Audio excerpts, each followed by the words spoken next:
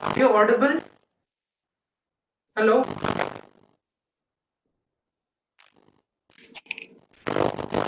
Audio and video.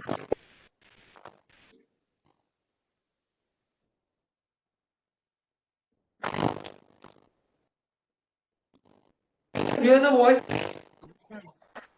It is breaking, ma'am, in between. Morning, ma'am.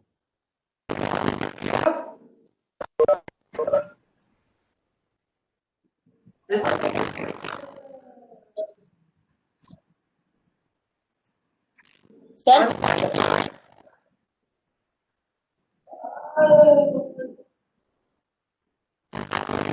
Yes, sir.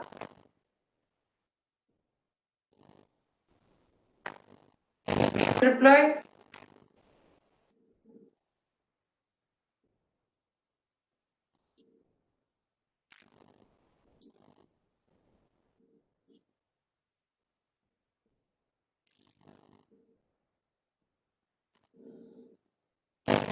Please reply.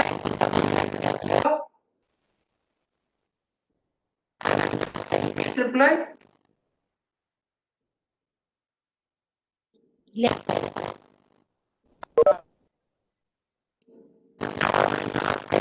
reply.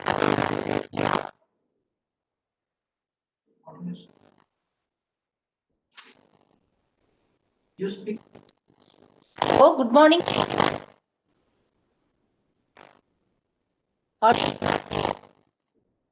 Ma'am, there is some disturbance in your voice. There is some disturbance in the background. Some noise is there. Very clear. Now, No, ma'am, it is not clear. Some disturbance is coming. okay, sir.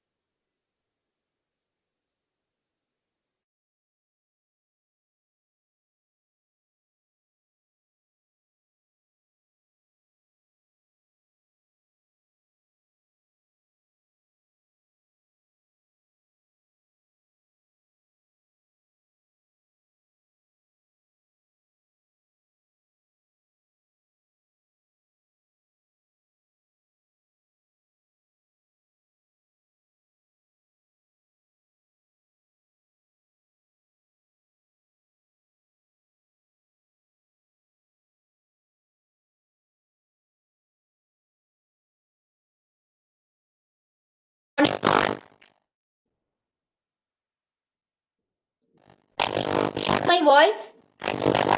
Audio and video? Is it clear?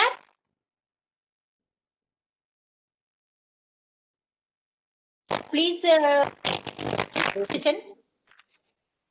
Now, ma'am, your Clear. voice is coming. Your voice. The voice is There is a disturbance in your voice.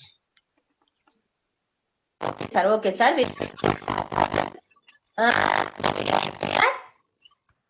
No, Ma'am, it no, is clear, but not problem at not all. audio. Sir, don't. Sir, we'll connect and we'll be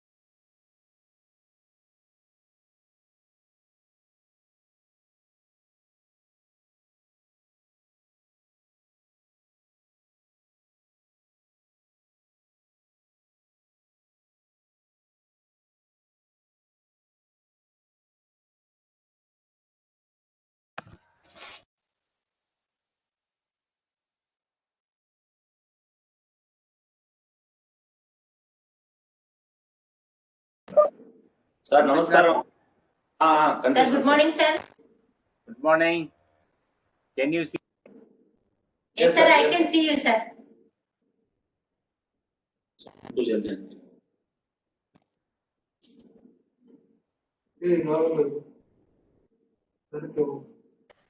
All ONGC officers, please unmute your videos and audio for architect joined.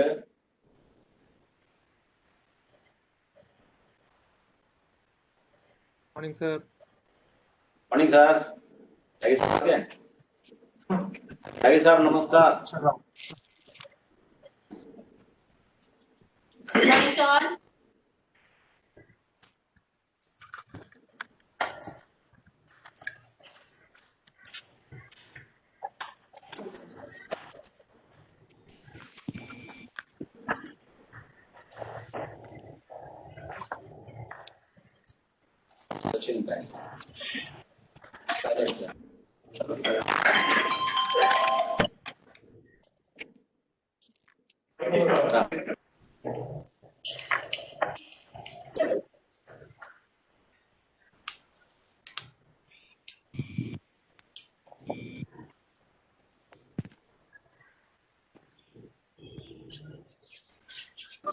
You can speak. No,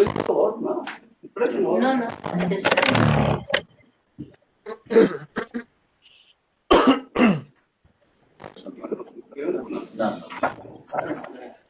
yeah.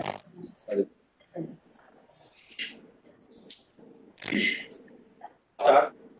Good morning to all. Good morning, sir. Welcome all of you for this inauguration session on this course. Thanks, Carol. At the outset, I welcome our Regional Director.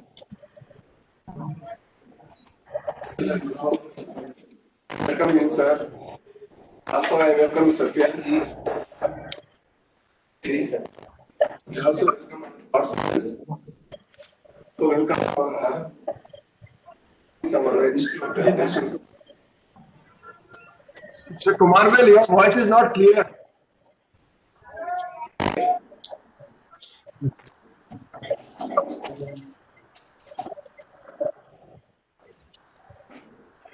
There is some audio problem.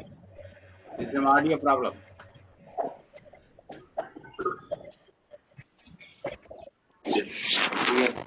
Yeah, should I? Is it okay?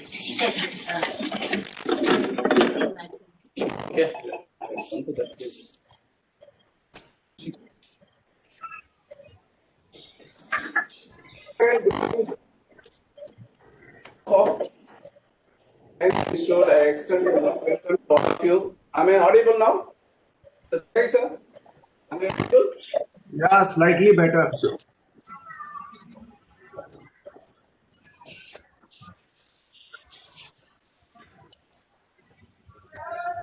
Okay now? Speak. Sir, it's okay, sir, now. Sir, is it okay, sir? Yeah. Now we can hear you.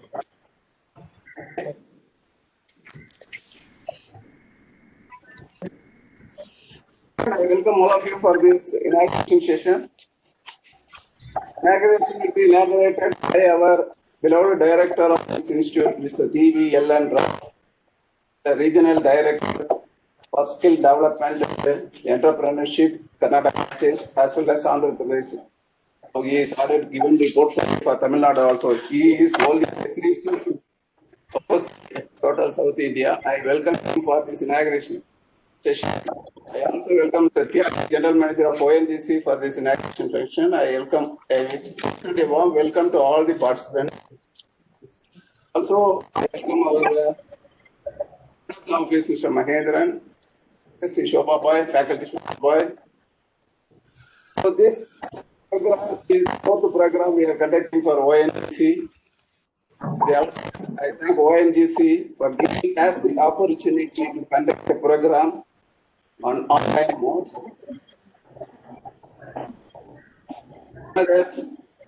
That Skill Training Institute, Bangalore is a well-established in several areas. One of the key areas is the hydraulics and the pneumatics.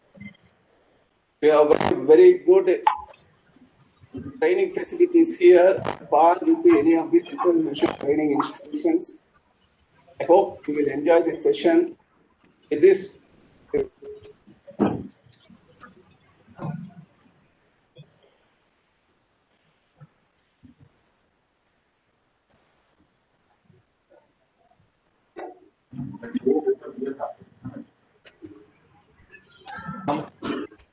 We like to thank ONGC for giving this opportunity to us for conducting online program. And this is a program on hydraulics focus session covering theory portion and demo also will be there. Participants to interact with the clarification of any doubts and all. First, I would like to request my regional director to inaugurate this session formally. Go to Adi sir. Thank you. So good morning all, Tyagi ji and participants and my colleagues, Mahendra ji and Kumarvel ji and Shobha madam. Good morning, So sir. it is an honor and privilege for us to have the fourth batch, and definitely we are getting a good feedback from all of you for in the last 3 courses, and course also will be very successful. And even though it is like, for example, even though it's a VC course, but always we can again have some sort of program for your a live demo at our institute. Right now we are also doing a similar program for all the instructors across the Karnataka. So the feedback is good. Again, their apprehension is that even one day a practical class will give you more insight into the program. So thank you, sir, and we can work out again to have a contact program also once the COVID crisis ceases. Hopefully, in the next couple of months, it will be reduced, and we can have more physical courses also. That's one. And secondly, the course is highly two-way traffic course. So you are all field executives, field engineers. You are facing real problems, field problems. So you can always discuss with the faculty. Let it be an interactive program. It should not be a unidirectional program that she keeps on lecturing, you keep on hearing. Even though the theoretical sessions is followed by some practical demos, but I would suggest that the teacher, the instructor, as well as the trainees, participants should have a dynamic interaction between the both, so that more and more your doubts will be cleared. So I'm not this week I'm not in Bangalore, so next week I'll be again in Karnataka. I got too many offices now to handle, so that's the problem. Where I'll be, I do not know myself. So I declare this course inaugurated, and without wasting much time, I wish you all the best, and I would request that you go on a very two-way interactive mode so that you get the benefit out of it. And good luck. Bye bye. Mr. Tyagi sir. Tyagi sir could address the audience.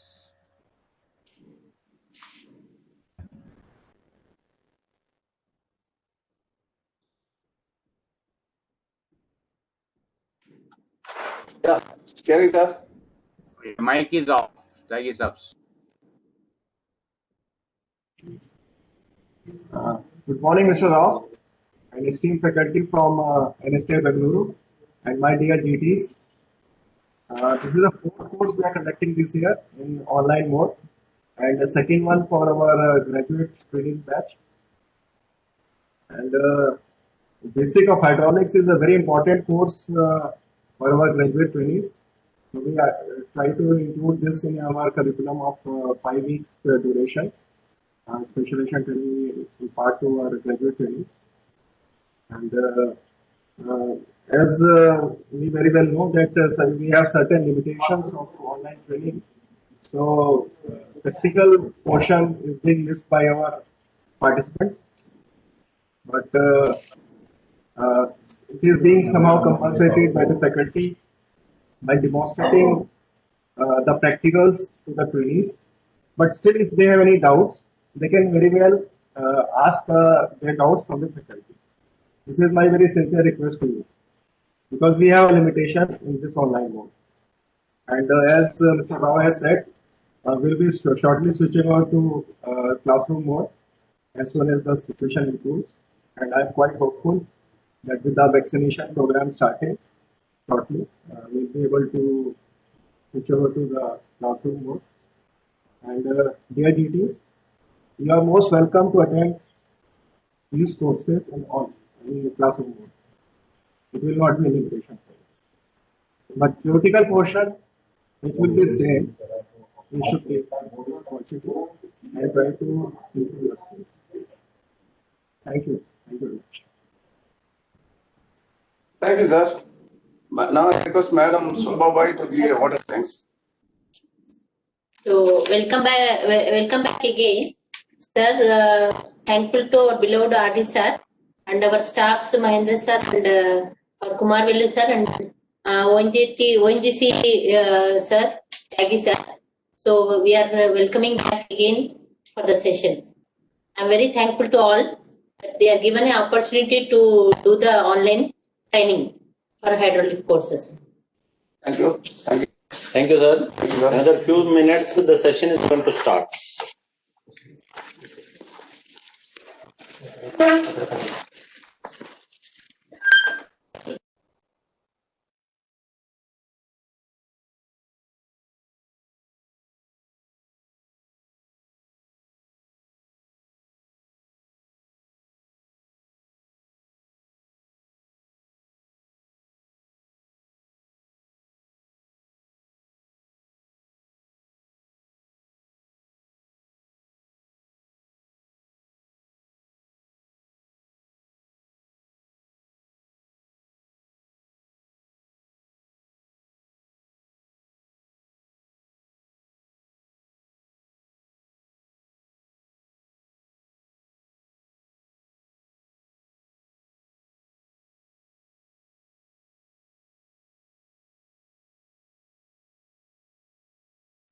Okay, Shobha, I'm leaving. Hello? Yes, sir. Thank you, sir. Thank you very I'm much, sir. leaving. Yeah, thank you. Thank you. Bye-bye. Thank you, Mr. Rao. Yeah.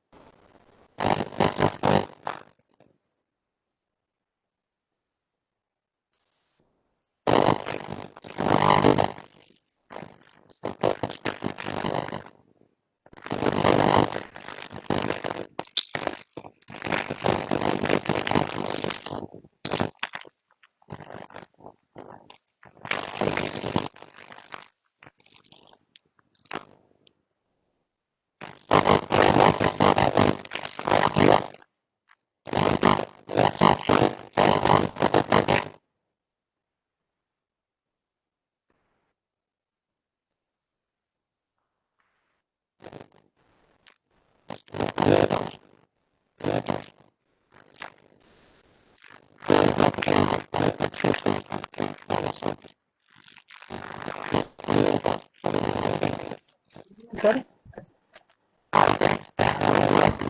Hello? Hello? Sir, voice is not clear. Voice is not at all clear.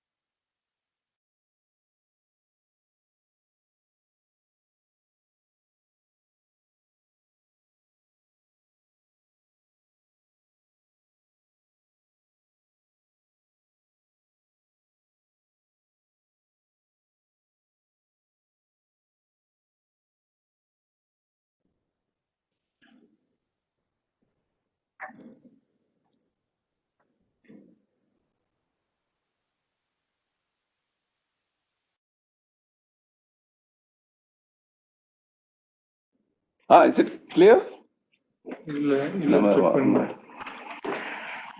Hello, is it audible now? Yes, sir. Yes, Now, it is. Yes, it is audible. Yeah. Whether voice is clear or not? Is the voice clear? Yes, Am I audible? clear. It is clear now. Is it clear? Yes, sir. Good. Shall we go ahead? Yes, sir. Right. So, okay, we are going to mute all. I am going to start the session now.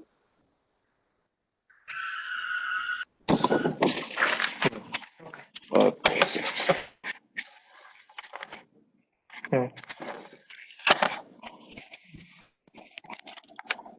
Okay, welcome back to this session. First session, I am just going to give you an introduction about this hydraulics course. Before going to the topic, I want to brief what is the content of the course. It is a 4 days program, morning 2 hours, evening 2 hours. It will be most of the lectures will be there, and there will be, we have planned some demonstration also. Hydraulics is basically a course, deals about the power pack, control valves, accumulators, pumps, and other things, and the design of the hydraulic circuits. Each day we will have some 4 topics. 4 topics will be delivered by lecture will be delivered by our own faculty as well as from the guest faculty who are having a long-standing experience on this field. With this small introduction about the course, I am going to give you a brief about the hydraulics fundamentals. Let me share my PowerPoint. If you have anything, you can chat with us lively also.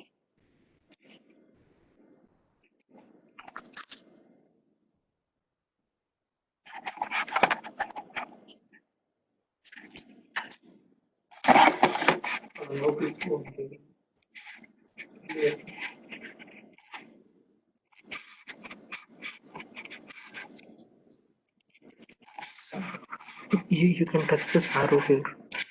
It will close, yeah. This arrow. Very close, yeah.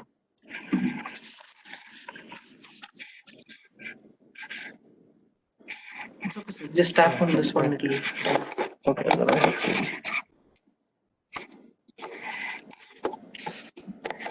It will go automatically.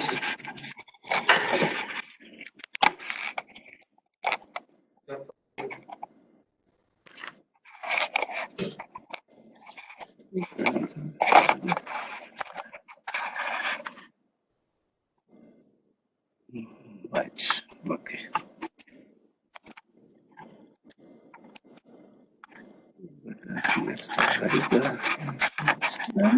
Next one. If you click that also, click it will change. Okay. So you can use this. Right. Okay, I will give you a small introduction about this hydraulics. As you know that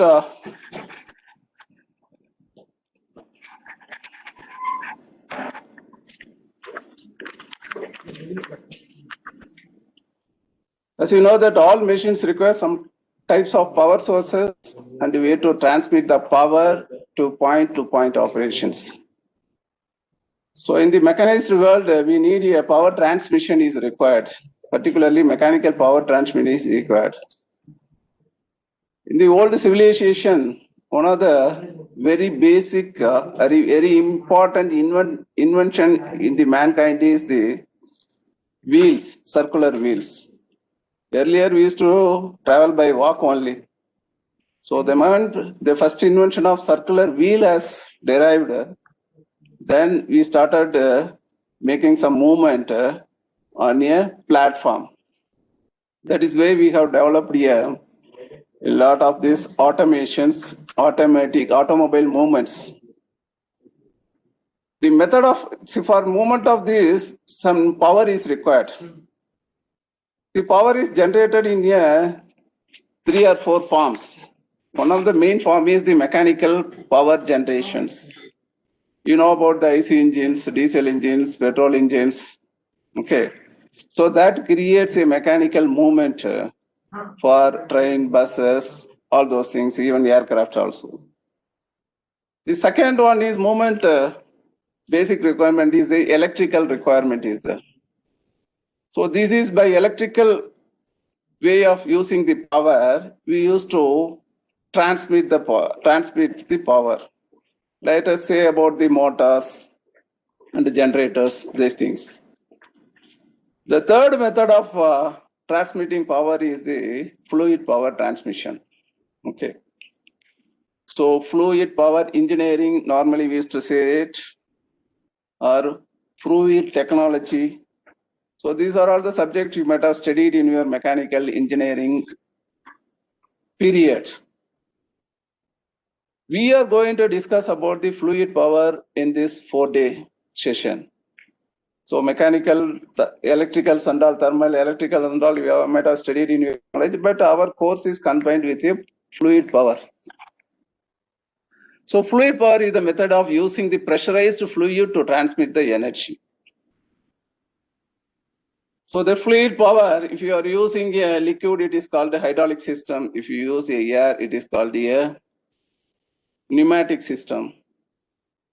In the hydraulics also, oil hydraulics and air hydraulics, like that 2 or 3 systems are available is there.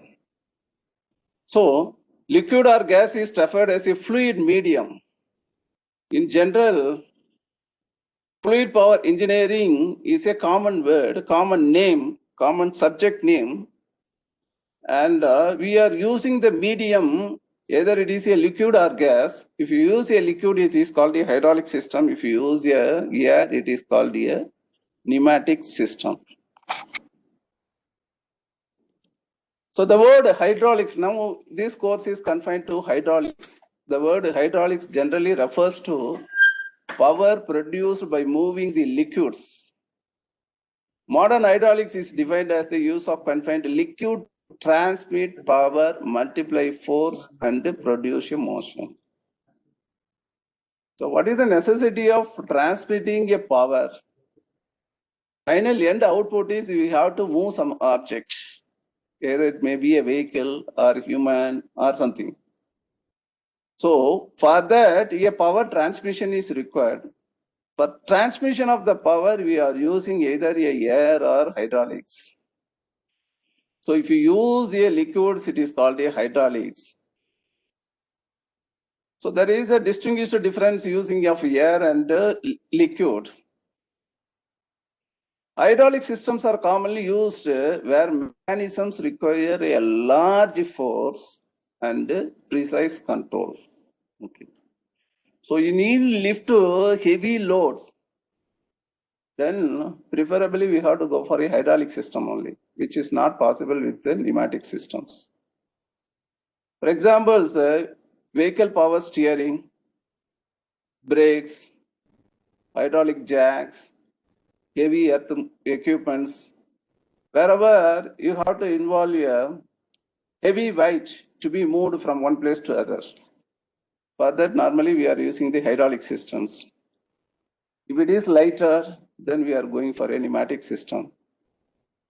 Normally the pressure and other things involved in the hydraulics more, or maybe 20 times, 50 times more than this pneumatic system.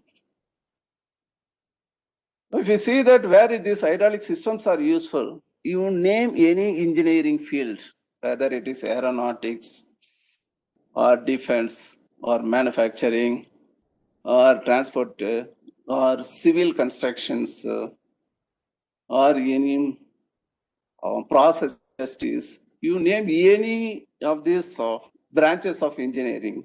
Everywhere we are using the hydraulics. So hydraulics plays a very, very important role in manufacturing, transportation, construction sectors, all these sectors we are using. So let me give you some of these importance of this, examples of this area. So oil and gas drillings, and if you see that hydraulic jacks, hydraulic lift, and hydraulics brakes, forklift, whatever you are showing, we are showing as a pictures, everywhere these things are, this technology is very much used. Diggers, tipper lorries, you can see that how much load it is going to weight.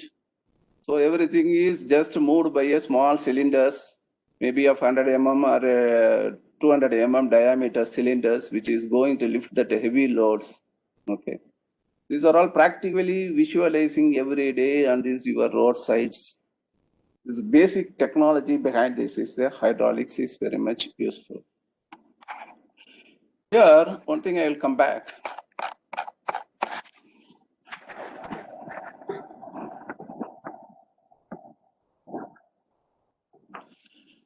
So in the important properties of liquid is, there are three important properties why we are using a liquid for this. One is, it doesn't have this shape, called as shapelessness.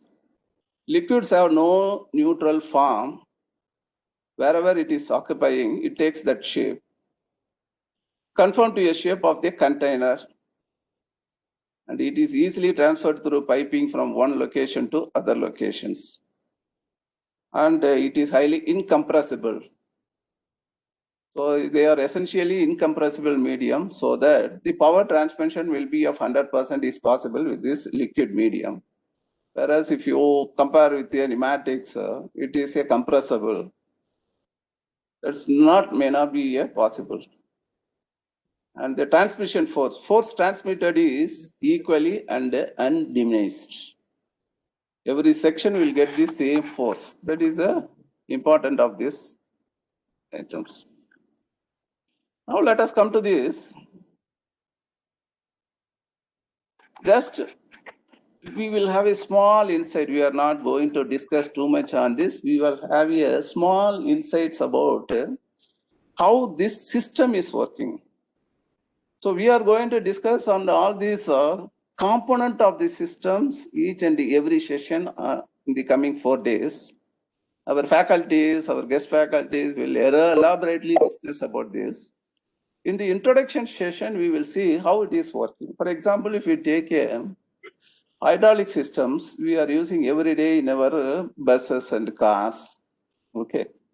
So we are using the hydraulic braking systems. The driver slightly push one lever at the bottom, brake B.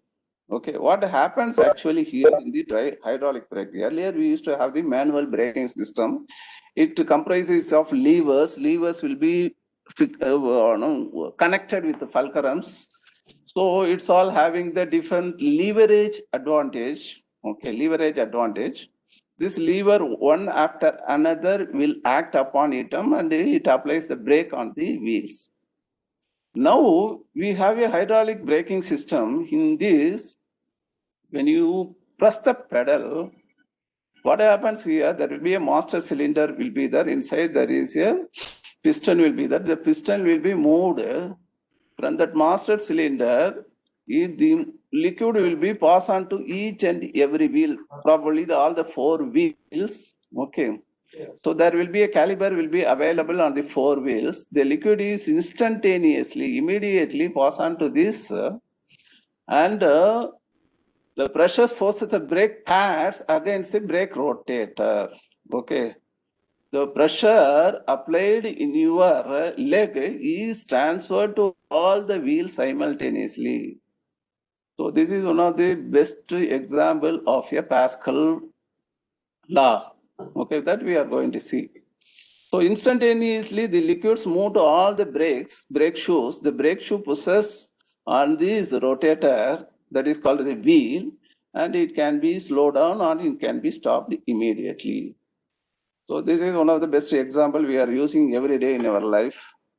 Next, if you see that the same vehicle nowadays we are using this power steering. Okay. If you see, compare with the olden days cars and all, it is very difficult to turn the wheels manually. Okay, it will be a geared link will be there. When you rotate the gear, you have to put more effort to rotate the gear so that wheel will be moved left or right. But nowadays, the steering is coupled with a hydraulic pump. Okay. The moment you are giving a small, with a gentle effort, the pump will release the liquid that will be going to these hydraulic power actuators. We call it as a power cylinders, so that the movement of the pistons will make the wheel to rotate left or right very easily. So with less effort, we will get that comfort. Okay. This is the technology behind this power steering. So when you buy a car, they always use power steering. Nowadays, it is all by default only. Earlier, there was a manual mode of operations. We compare with the old ambassador cars and all. Okay. So it's all there. Now the technology is very much changed over the past 30 years. And if you see this hydraulic jack, okay, very easy nowadays everywhere, okay, we are using even this all these containers. So if you want to lift your car, trucks, buses, they are using a hydraulic jack. What happens here? Such a heavy load of the vehicle is lifted by a small effort. You can see here, by rotating a small, pushing a small lever at the center of this figure, okay, what happens here? Hydraulic oil is pumped to this cylinder. This cylinder pushes the piston. On the piston, your weight is there. Whether you imagine your vehicle or any container or load, anything is there. By giving a small input of your effort, so a heavy weight is lifted very easily. So the hydraulic jack, a small piston, pumping piston, transmits pressure through a oil to a large pistons through a check valve, resulting in a weight being lifted, as shown in the figure. Okay, this is other examples in a day-to-day life we are using. And another and the last, I am going to give you a precise system. What we are using is in the aircraft. All the modern aircraft contains a hydraulic systems operations such as for flaps to move. The flaps of the vehicle, the flight should be moved up and down so as to increase the speed of the vehicle or to control the speed of the vehicle. The flaps on this top of the wings has to be moved up and down. Similarly, the landing gear. So this is a landing gear of the vehicles. That means the wheels, basically we call it as a wheel. This has to be moved up and down during this takeoff and when you are getting down. So for this also what happens, the landing wheels and all operated by a hydraulic pumps. So instantly it transmits the power to this wheel to go up or down regarding upon the requirement of the vehicles. Basically, this hydraulic power is getting from the engine turbines. Okay, that is a secondary thing. Okay. So like this, various applications in a day-to-day life you are seeing, it's all background technology is the hydraulics. Okay. So now we will come to the science of this hydraulics. Okay. So now every development is based upon this science or a technology.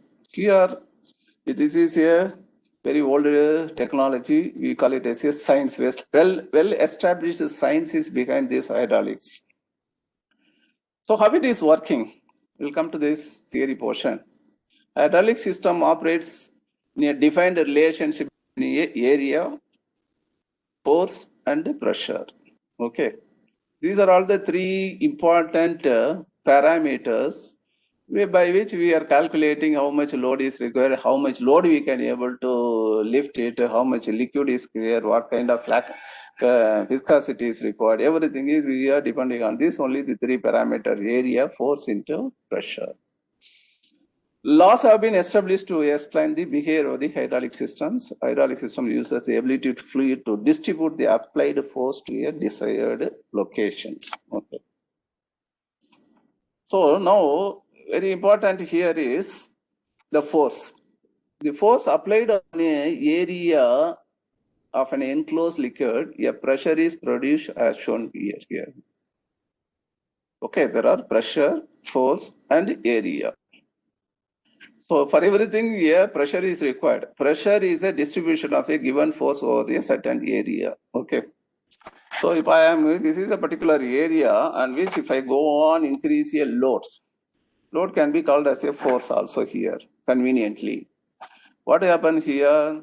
So this in this area, when there is a no load, there is no pressure. Okay. When there is a small load of 10 kg, then 10 kg pressure is available. If it is 20 kg, okay.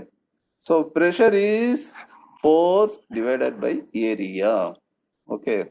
10 kg per square centimeter or square inches, square meter, like this. If the number is going up, the pressure is increasing. Pressure is normally called in units called bar or pounds per square inch, PSI or Pascal. Okay. So P is equal to F by A. Okay.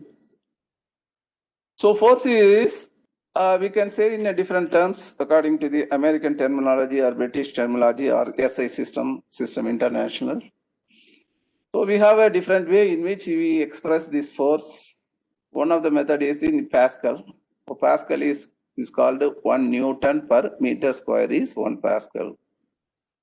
Normally, we don't say that 1 Newton per meter square or 1 Pascal and all very, very small unit. We say it in 1 lakh, that is 10 to the power of 5 Pascal. That we call it as a 1 bar pressure. Okay. So the bar or atmospheric pressure, these are all the very known terms everywhere we used to have it. Normally, we use the pressure in terms of bar, okay, BAR. This is 1 bar pressure, 2 bar pressure, okay, 3 bar pressure. See, for example, our atmospheric air, each exerts 1 bar pressure. That means, what is that 1 bar pressure? I'll tell you what is a 1 bar pressure. So, 1 bar pressure is equal to 1 lakh, that means 10 power 5 Pascal. So 10 bar is equal to 1 megapascals. Okay, 1 megapascal is a 10 bar. 10 bar is equal to 1 megapascal. So the Pascal law is the Pascal law says the pressure in a confined fluid is transmitted equally to the whole surface of a container. Okay. So this is the important logic or theory behind this hydraulics transmissions. Okay.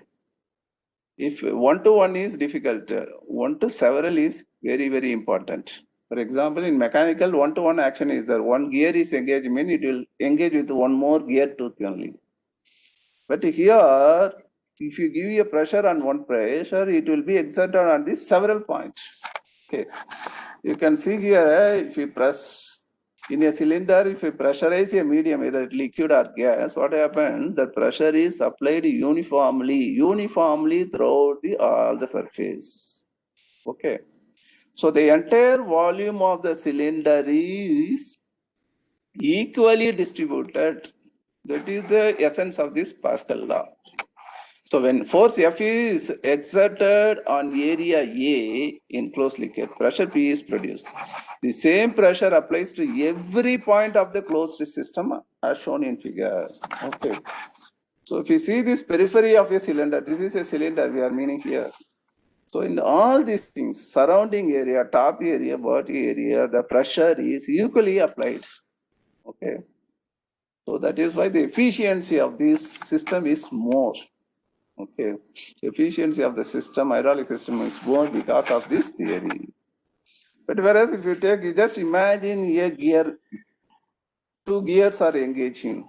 What happens here? You'll get a rotational moment, but all the stresses will be placed on this gear teeth surface and one point only. It will not be uniformly distributed all the gears. Okay. That is why if some of the gear tooth is weakened or it is not manufactured, it is not shaped properly, then it will get into the breakage and the total system will come to an halt. Okay, this is in a mechanical transmission problem. But whereas here, this is a uniform distribution of the force so that everywhere it will be stressed equally. Okay. So the mechanical advantage, we say that I use the word mechanical advantage of the hydraulic system. What is that? Madam, any break we have to give or shall we continue? Actually, 11 o'clock was the break, sir. Till 11:30 will break. Okay. So figure shows if a downward force is applied to a area, okay, then that force is equally applied to this piston B.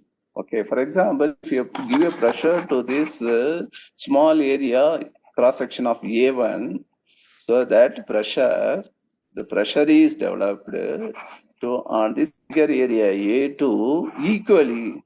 Okay.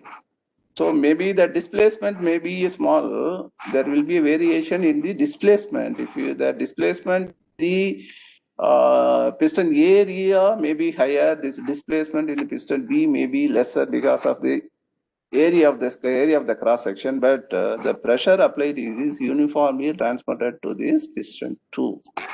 So the logic is P1 is equal to P2, even though the cross section area is different. Okay. So what is the advantage of this? What is the main advantage of this? Okay. P is equal to F by A, P1 is equal to F1 by A1, P2 is equal to F2 by A2. Okay. So this is by reversing of this, we will get this, what is F, what is A, all those things, we will get the parameters. We will take a small calculation example so that what is the advantage of this system, you can find out. Okay. So if A cross section is 0.006 meter square and B cross section is 0.0105 meter square, if I apply a pressure of 500 Newton in this A area, what load I can able to lift here? If you apply this last slide's equation, so we will get this F2 is equal to F1 into A2 by A1. So that 500 into the A2 cross section divided by A1 cross section, if you calculate all things. So here the force which we are getting by application of 500 Newton in this A1 area is multiplied to 8,750 Newtons.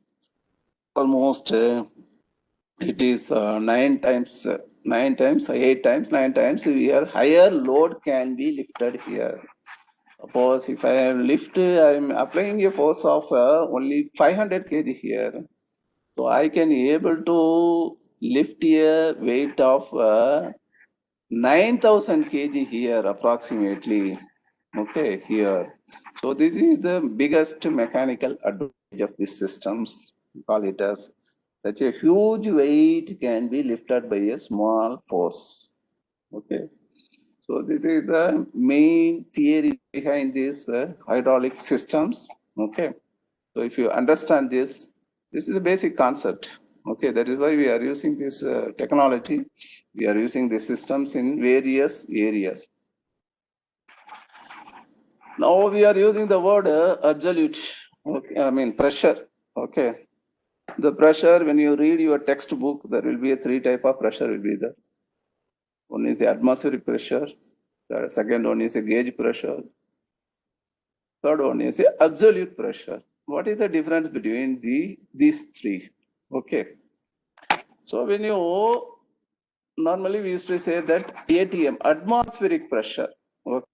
This we need not consider. By nature, we are getting this one pressure. This is called the atmospheric pressure.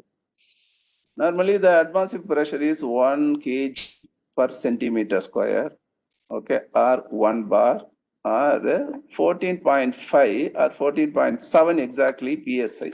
Okay, what is that meaning? Okay, 14.7 psi or 1 bar on 1 kg per centimeter square. What is this? Okay. If you consider a column of measuring 1 square inch area extending from the earth to a distance of 50 miles. Okay. So this would be, this air weight would be approximately this column of 50 miles into 1 square inches. This volume of air would be approximately about 14.7 pounds per square inch. Okay. Not inch, it's called a 14.7 pounds. Okay, that much weight will be there if you take a 1 square inches of air from Earth surface to this 550 miles of the space. Okay. This is somehow it is called as a atmospheric pressure. So in a normal term, it is called 1 bar pressure. If we sit here, this atmospheric air exerts 1 bar pressure on our shoulder, on our body. Okay. That is why we are standing on the air. Suppose if you say that there is no pressure, there is no air, then we can float. Okay, that is the meaning. That's what if you cross this atmospheric area, if you go to this vacuumized area, then there is no pressure on your body. So if you see this space aircraft and all, people are moving here and there without any things because there is no pressure on them. Okay, after some distance, okay, there is no pressure on the earth. Okay. So we'll come back. This is the atmospheric pressures. Okay. So normally all object will have a one atmospheric pressure will be there. When a system is used, if you go for 2 bar, 3 bar, 4 pressure, in your gauge, it will show some gauge pressure. Okay. So that gauge pressure is a minus of your atmospheric pressure. Normally, it is treated as. Suppose when you say absolute means normally we have to start from the 0. Okay. So gauge pressure is atmospheric pressure. Over that, a gauge pressure is applied. So if you want to calculate what is the absolute pressure means, you have to add the, absolute pressure is atmospheric pressure plus you have to add the gauge pressure. This will be called as a absolute pressure. So this is where it will be useful. It will be useful for making some calculation effect in your subject. Okay. So when you want to move particularly turbines, movements, and how much is the force, this thing, then when you are calculating all those things, we have to use these terms. Absolute term is very sometimes used. Most of the time they use only the gauge pressure only. They will not consider the atmospheric pressure. Okay. Now let us come to this content of the syllabus. Okay, I mean we'll come to this. We have given a small brief about what is a hydraulic system. But in the hydraulic system or pneumatic system, what are all available inside? Okay, so inside there is components. Okay, what are all the components? One is a fluid is required. Oil for hydraulics, air for pneumatics. And to store this fluid or air, there is a reservoir is required. That is a storage tank is required for storing this. Then only you can deliver it to the particular needed times. Okay. So if you want to store this fluid or air medium, then to make it, a pumping system is required. Okay. A hydraulic pump is required to store this liquid in a container or a reservoir. So it is called a pump in a hydraulics, then it is called a compressor in the pneumatics. Okay. And other one is if some lines are required to transmit. Okay, piping system is required for this. Okay, that is called the fluid lines. And it may be called as hoses or pipes or tubes. Okay. Then the other one very important thing is we need to control the fluid or gas. So for that, valves and all required. Okay. So this kind of valve is very much important. Okay. There are different types of valves are available. So the valve is important. And finally, the most important is almost important of the system is the actuators. You have a reservoir, you have a tubes, you have a valve, but what is the function? You have to take a transmission into a working model. Okay, you have to convert this energy. Okay, this hydraulic energy has to be converted into a mechanical form. We probably may need a movement, we may need a rotation, all those things. Okay, so for that there is one important item is required that is called the actuator. Okay. So the end output of this system we are getting from this actuator. For example, probably a lift, just think of a lift. You have to lift the passengers or a platform. So that we call it as a actuator. So actuator does this job of lifting the person or a object. So this is a schematic view of all these components. Okay. So this is a hydraulic pump. The hydraulic pump is operated by a power supply system, maybe a motor or generator, something. And it is delivered to this cylinder. This is called the actuators through a reservoir, or it may be a vice versa also, or it is through a valve. It is given to a cylinders. After reaching this, so it is a closed loop systems. The oil cannot be, it will not get evaporated. Again, it will go back to these reservoir systems. Again, from there, it will be recirculated. So this is the components of hydraulic or pneumatic systems. So for example, as I said, a lifting mechanism, if you think is, okay, all the components are inside. So here a pump is there. This is a reservoir pump. So from here, so if you want to lift this object, what is a piston is available here. This piston should be moved up so that load can be lifted. For that, what you have to do is, so from the pump, we have to pump the liquid to the bottommost point of this cylinder. So when it is moving up, it is moving the piston. When it is moving up, the load is lifted. Okay. So again, it has to be retracted back. It has to be loaded back. Again, what happens here? So somehow you have to pump the oil to the top of this, or you have to drain out from here. So further, the other line is available here. The oil will be going out. It will go to the reservoir. Okay. Or if you take out this oil from here, what happens? This will go down.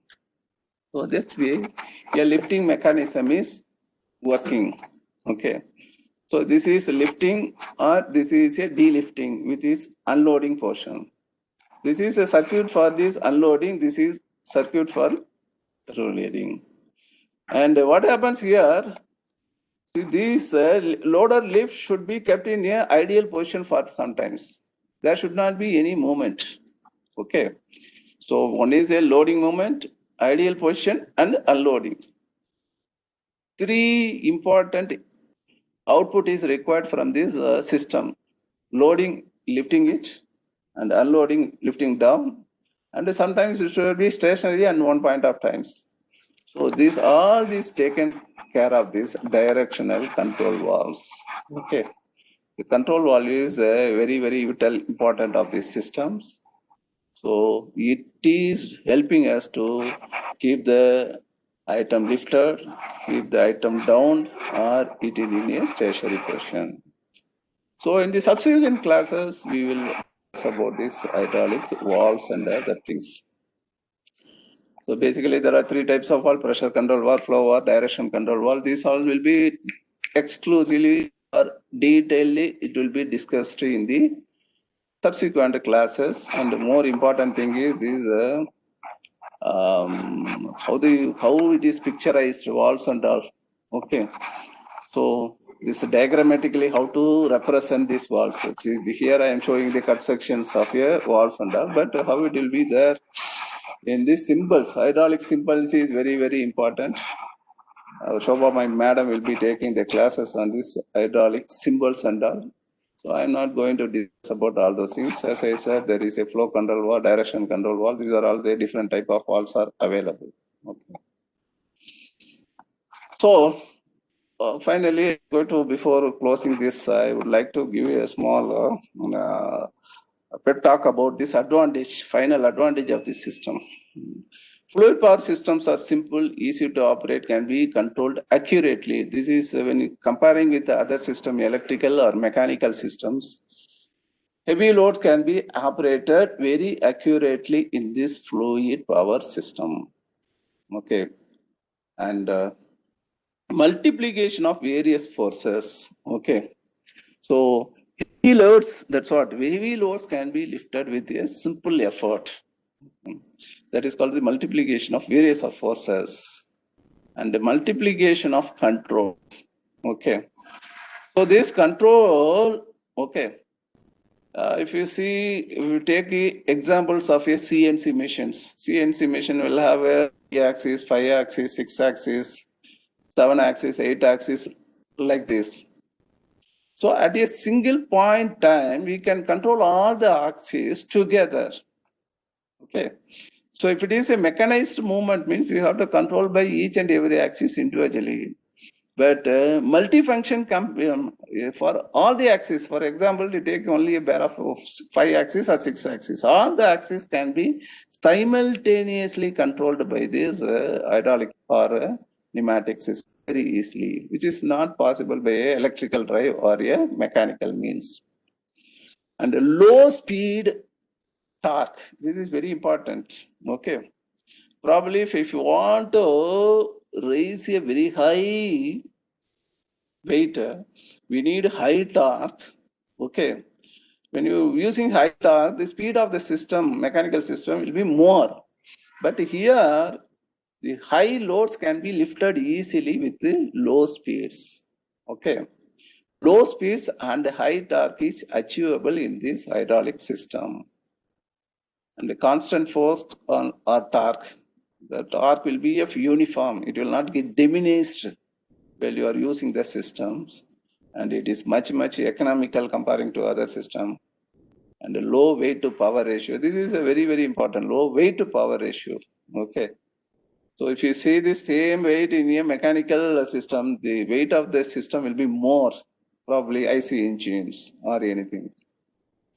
And the fluid person can be used very safely. That is why in a complicated area like aerospace areas and all, we are using the fluid power system extensively. And this is a comparison between hydraulics and pneumatics. Here, as I said, it is a liquid, this is a air. The hydraulic systems are operated up to 506 bar pressure. This is very, very important. Second point is the application of pressure is very, very high in hydraulic system, whereas in pneumatic, it is only 5 to 10 bar is the maximum we are using. We will not go beyond the 10 bar. Hydraulics is generally called as a closed system. It is a open system because the closed system, the oil has to be reused. Okay. Whereas the air cannot be need not to reuse air, it can be exhausted out. Okay. Valve operations are difficult in hydraulics. That is easy in pneumatics. Heavier in weight, lighter in weight. Pumps are used to provide the pressure. So here the compressor are used. Lubrication is provided. It's not much important point. And if you compare with the mechanical, electrical, and pneumatic and hydraulic systems, there are various parameters are there. Energy carrier, power to weight, torque, inertia, stiffness, response time, dirty sensitivity, relative cost, control, and motion types. Like these 4 years common parameters if you take. In 3 or 4 parameters, the hydraulic system is the best one. You can say there's power to weight ratio as I already issued. The weight of the system will be very, very less, so that it will be of best category if you compare with mechanical, electrical, and pneumatics. And the torque inertia category also, it is the best one. And the stiffness is also best one. Other one also, the response speed is good and control is good. But some other criteria, dirty sensitivity area, relative cost, all those things, mechanical may be a good. Okay.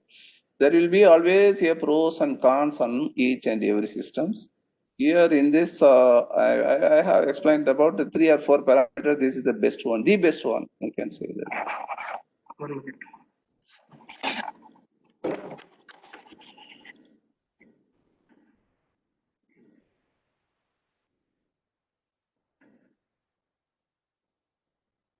No, I will finish it, then we'll come back. Okay.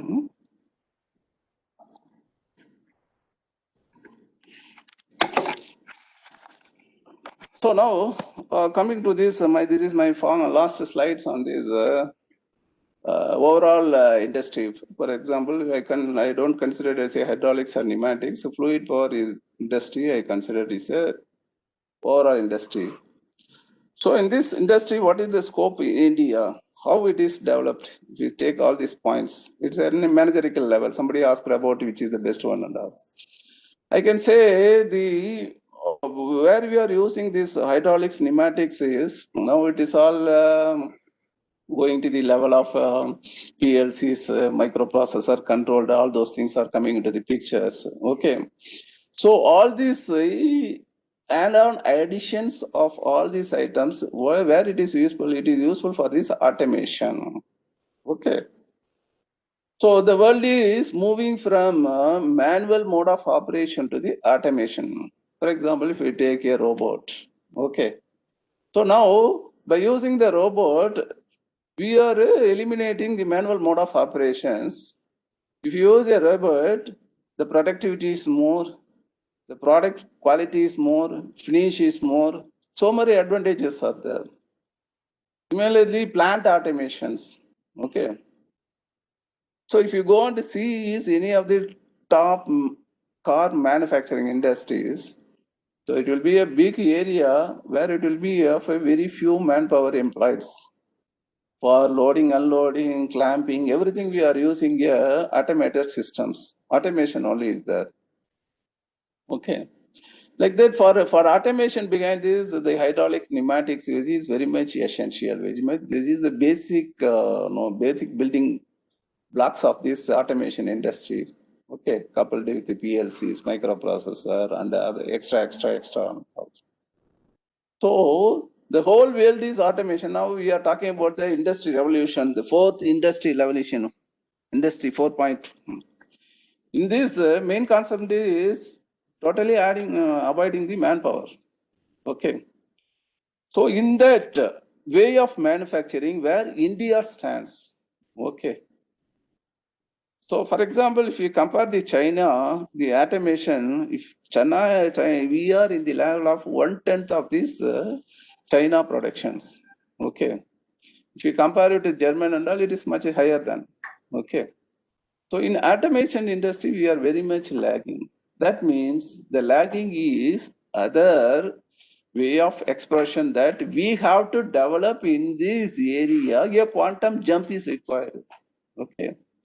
For that, definitely there is a hopeful future is there for this industry in India.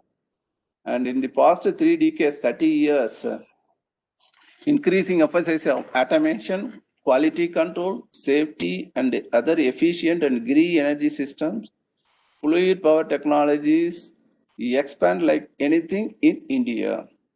Okay. So survey says growth of 20% over the last year in the automation.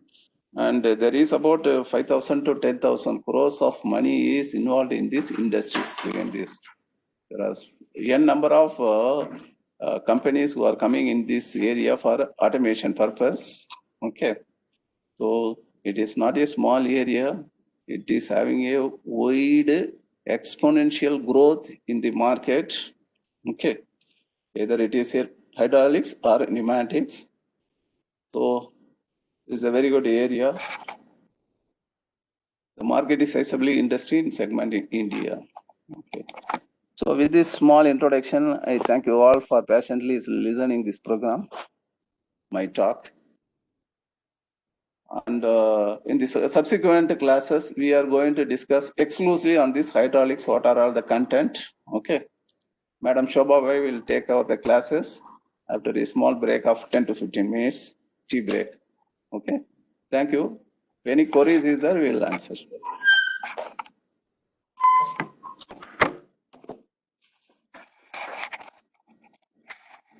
This was the question asked.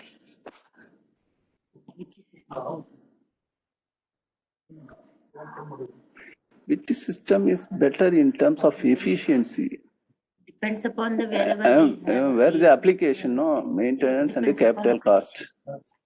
Even pneumatics and hydraulics. See, the question what we are asking is which system is better in terms of efficiency, maintenance, and capital cost between the pneumatics and hydraulics. See, we cannot compare all these three parameters with pneumatics and hydraulics.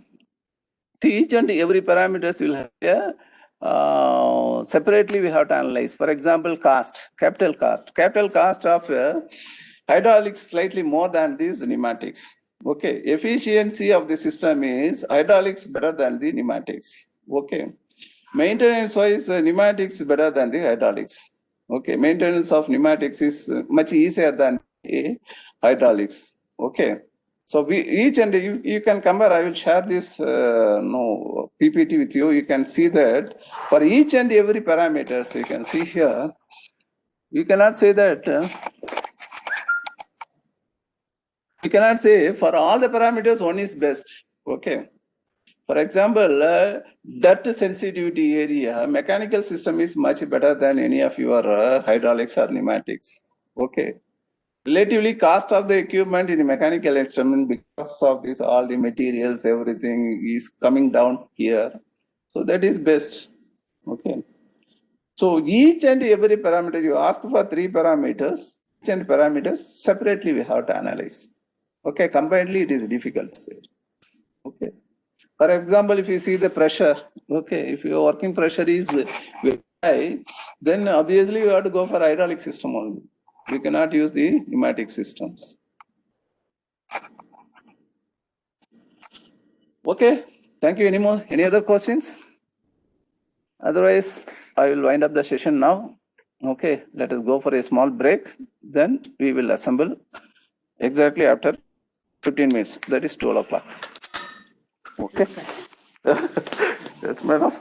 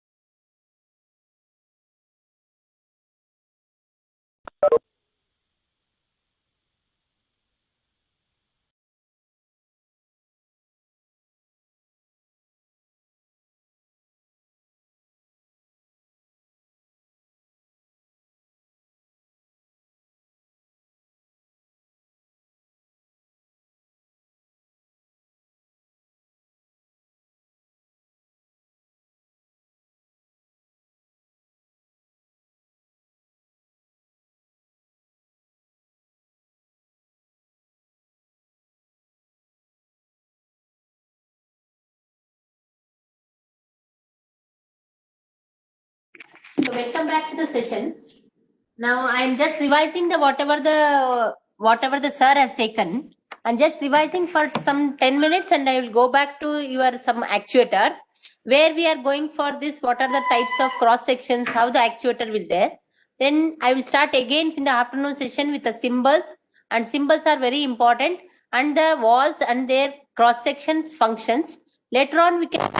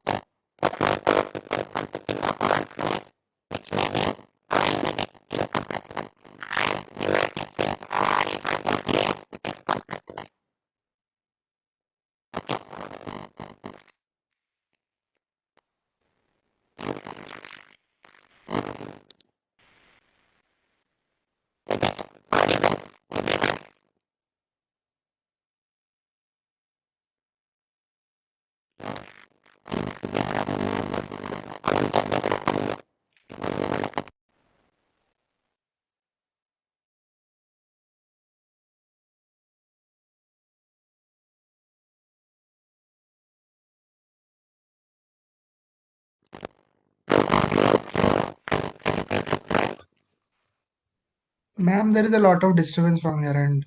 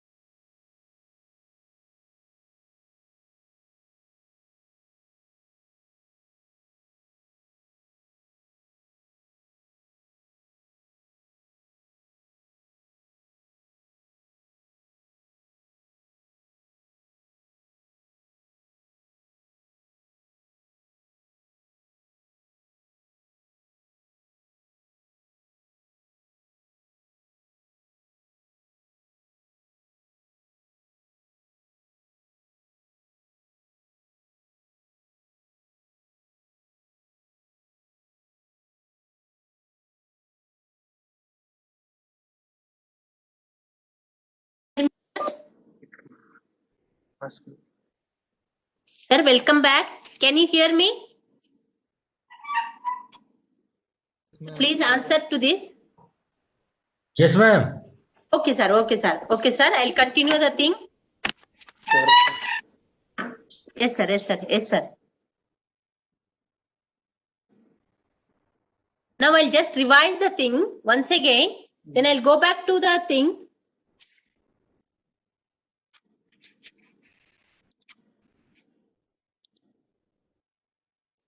I'll just revise the things once again.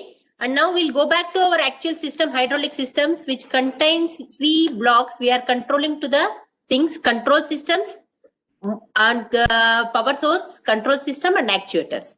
Now power source, you know, irrespective of this fluid power systems, it may be hydraulics or pneumatics, depending upon the walls are common and actuators also common. It depends upon your pressure level and the size of the systems. Now, when we go for the industrial power systems, the power systems system converts the energy from one form to another, which is going for the where the transmission of the power is required. The power transmission system provides this from the to this muscle power to the industrial systems. Then we go back again to the system where we have electrical system. Electrical system, we know that the power transmission energy from the electrical transmitted to the conductors, especially the electrical, we call it as a motors. Then which works to be done, then it has to be coupled for the things where, for example, our power sources, maybe the motors or the compressors. We need electrical energy. Electrical energy is a source for everything. Next, when we go for this fluid power system, the fluid power transmission, the energy is in the form of the and pressurized fluids is transmitted through the piping to an actuator where the work has to be done. The fluid power systems is generic terms in the specialized areas for the fluids. Fluids mean it is in the gaseous form or it may be water or it may be oil. All is called as a fluid power systems. But we have a disadvantages of water hydraulics. So we restricted where we have to go for the industrial systems, where we can go for some controls through this. For example, we have to go for this purification of water or in the hydraulic thermal stations where we can go for the water hydraulics. But main things in the machine side, we concentrate the oil as a media.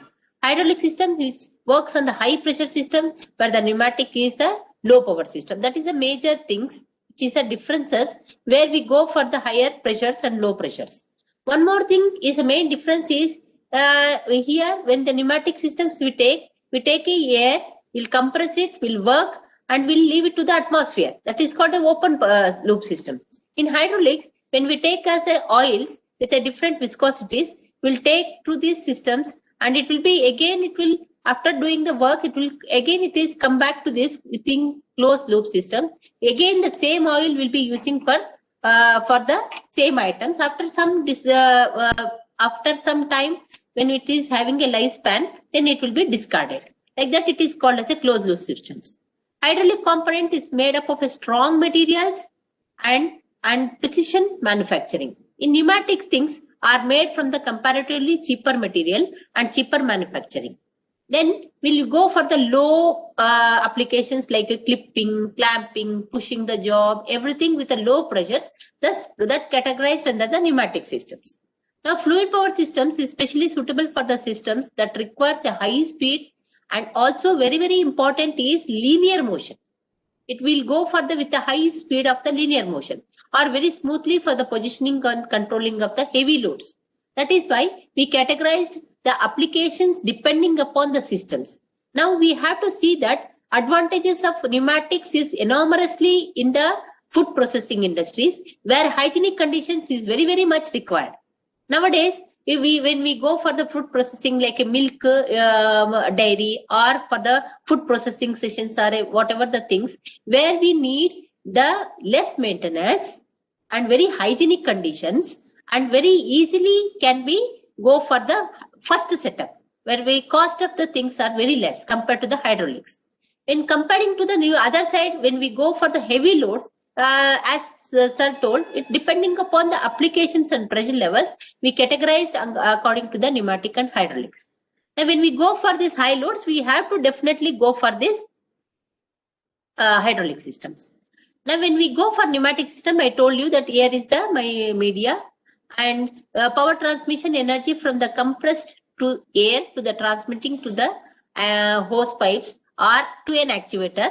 Pneumatic is will go for this more automation side nowadays. All the things will be going for the PLC controls and we going for the distributed control systems with the HMI and SCADA. Like that, pneumatic has gone in the automation side where we have a with working with the low pressures and low load. Now, when we go for same thing, depending upon the hydraulics, oil is the media, and we go for the high pressures, and it is a closed loop systems, and speed depending upon the very low speeds compared to the pneumatics. Now, by open loop, I told it is the which manually controlling wherein the operator is always present in the and make the decision. Nowadays, we go for this fully with the feedback systems and also we want some sensors to be connected and we go for the fully automation. Then we have to go for the industrial application side. Now, in the mechanism of the mechanical work to be taken by the machine, in automation, the machine is controlled automatically without any human intervention. In semi-automation, it depends upon this semi. The machine is automatically carried out, but several steps to be processed by the processors. In complete automation means the machine takes over the complete work process automatically by means of programmable commands. That is, I told you, with the help of programmable logic controls. That is called as a PLCs with the with all type of sensors, which we can control the machine using a screen or a panel that is called as a human machine interface. That is called HMI. And we want to see the fully automation on the screen, which we can control all the things that is supervisory control and data acquisition that is meant by SCADA. That is fully automation. You are moving towards a fully automation. That is done by the fully things. Now we'll just compare a small comparison between these systems. Here I will go here. What is the main source of electric energy in all the industries is 90% is depending upon the electrical power energy that has coupled to a fluid power systems. Now the electrical power energy we are running a whatever the control systems, that is my AC or DC generators, that is also having a electrical controls, that is also having a fully relay controlled at PLC that has coupled to electrical loads like motor, lamp, heater, like that we have an electrical load. Now, a motor is required to pump the pump from to the source. Now, when we take to the hydraulic systems, we have a reservoir. Through this pump, we take to a definite pressure level. For example, it is a minimum pressure level is 150 bar maintained in the practical in the training centers only. If you go for the highly pressurized, it is industrially depending upon the load. So that high pressure hydraulic system is going for this again controls. That is final control element is nothing but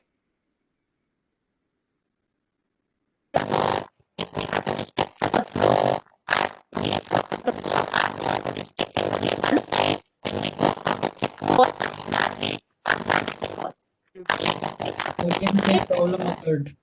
Ma'am, again there is a problem.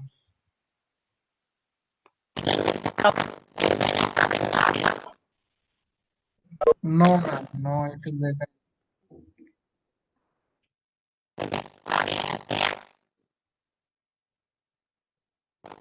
And your voice is not clear.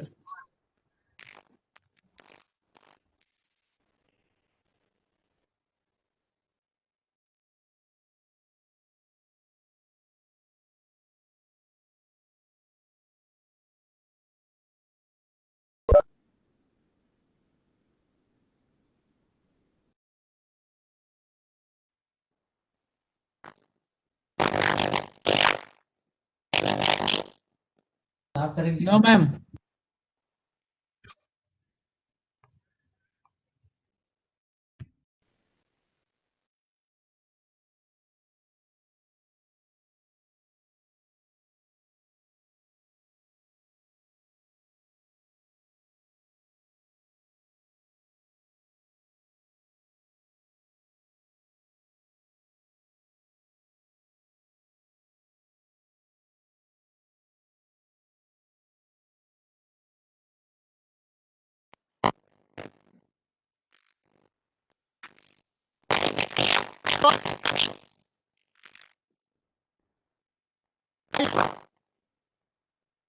Ma'am, voice is not clear till now. No, not clear.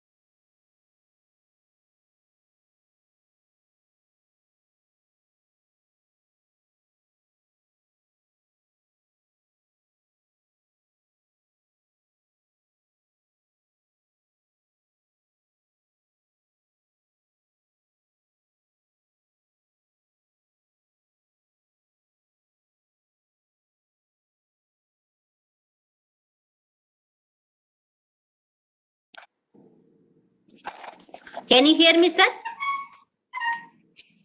Okay. Now, when I go for this coupling, when electrical load is coupled to a fluid power systems, that is my hydraulic and pneumatic, I am giving a comparison between the hydraulic and pneumatics in the three blocks. That is my first power source, control and actuators. Now I divided my system into three blocks.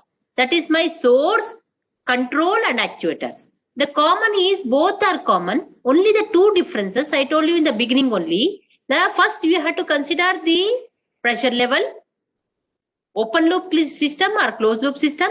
Third one is your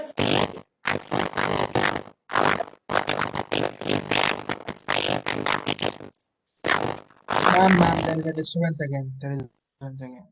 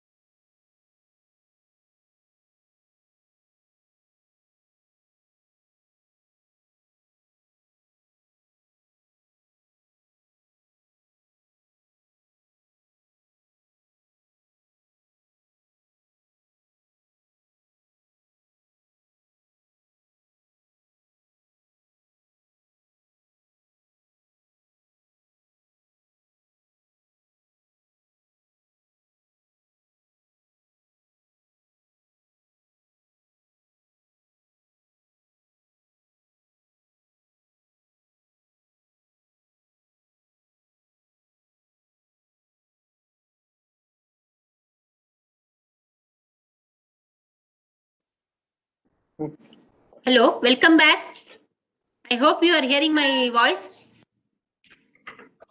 Okay. Now, is it clear? Hello. Yes, ma'am. Yes, ma'am. Voice is clear, sir? Yes, ma'am. Yes, sir. Now, I told you, I'm repeating once again.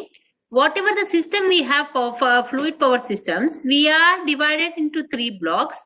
One is power source, second one is control and actuators. Now, power source is different for both the systems. For example, here we are taking the media with the oil and pump. And here we are taking a compressor where atmospheric air is compressed to for example, 8 volumes of the air is compressed to 1 volume. Okay, then we call it as a 1 bar. Then we are working with the low pressures. 4 to 6 bar is working level where low pressures and air is the media. And we go back to this again to control systems where we have different type of valves, maybe direction control valve, maybe flow control valve, maybe time control valve, maybe pressure control valve. They are divided into 4 categories depending upon the function. For example, if I want to show the direction, only direction with a linear motion, then I'll go for all the direction control valve. It shows only directions. Then we go second category with a flow. Then maybe flow will be in the both the sides, or only one side, or it has to throttle. Then we go for the different type of the valves with depending upon the flow. That is my mainly flow control valves, non-return valves, and we have throttle valves. That is depending upon the flow. Third one, when we go for some of the time controlling things, then we go for the time control valves. Fourth one, we go for the categorized under the pressure sequence valves or pressure control valves or some pressure switches. So like that, we go on the categorizing on the pressure. We categorize the valves and the pressure. So finally, we have the actuator where my fluid power system is converted into the mechanical things. Now that is mainly we are going for the actuator. There are different type of actuator. I'll go for in detail with the different type of actuators. Now, when I come back to the control systems with the walls, it may be controlled. The wall may be controlled in the 5 type of actuations. That is 5 type of controls. The walls are controlling in different type of controlling things. That is, for example, a wall will be controlled by manually, then we call it as a manually controlled walls. If it is controlling by the mechanically, that is my springs will come in picture, or my limit switches or roller type of walls are comes in pictures. It acting as a sensors. When the actuator goes and presses the actuator, that sensor will be get activated. That type of mechanical actuation sensors are there. They are called as a limit switches. Okay. Third one, we go for this pneumatically controlled valves. For example, I cannot control the whole system.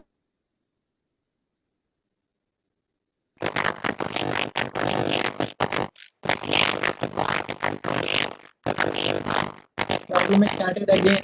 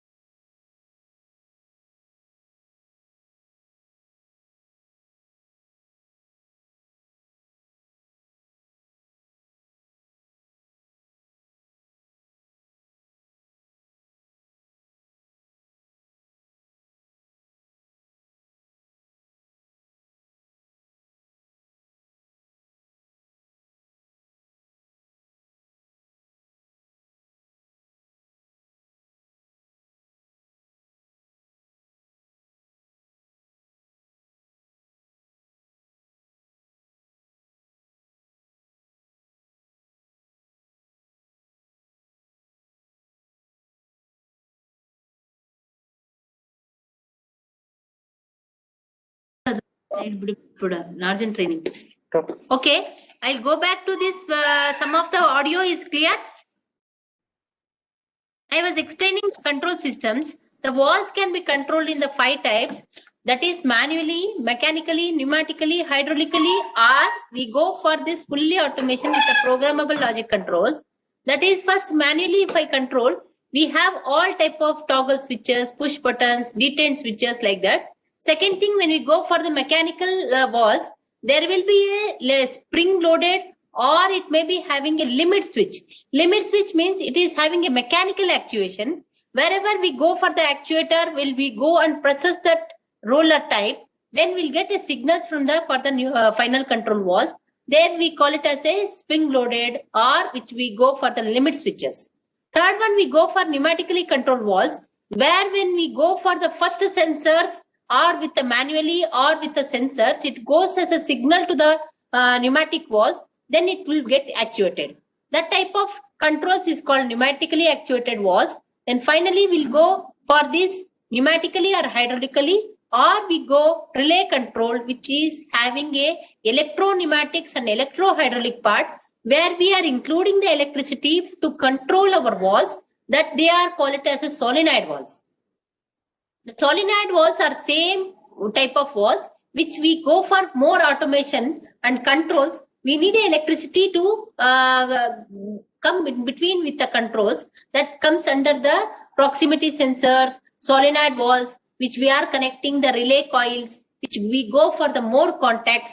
Like that, we are going for further with the controlling with the programmable logic controls, where we consider the contacts, which is NO contact and NC contacts. We write a program in a ladder diagram, then we process to these systems with the software, with the things. Then we go for this type of programmable logic controls. They are the 5 type of actuations of the control systems for the valves. There are 5 type of actuations: manually controlled valves, mechanically controlled valves, pneumatically controlled valves, hydraulically controlled valves, or we go for the fully automation with the programmable logic controllers. Now we'll go with this, sharing the first actuators. I'll share the actuators. No.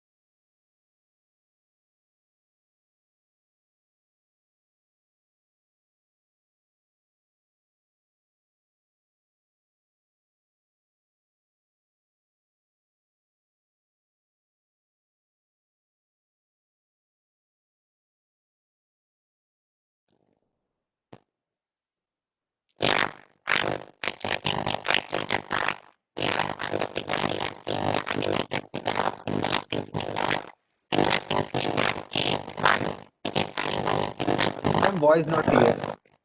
Sound disturbance coming.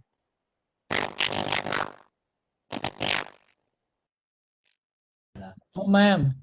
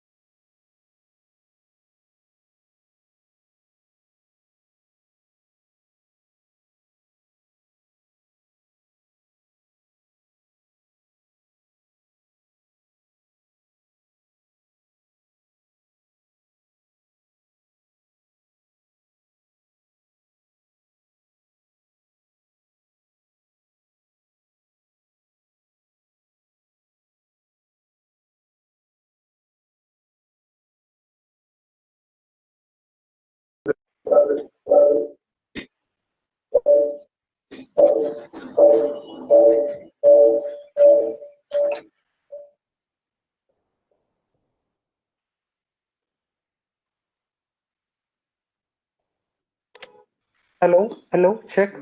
Hello. Pratik. Yes, sir. We can hear you. Yeah. Yes, sir. Yes, sir.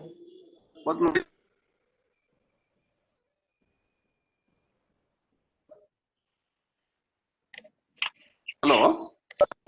Yes, sir. Okay, I okay, can good. hear you. Yes, fine, fine. Okay, sir. Okay.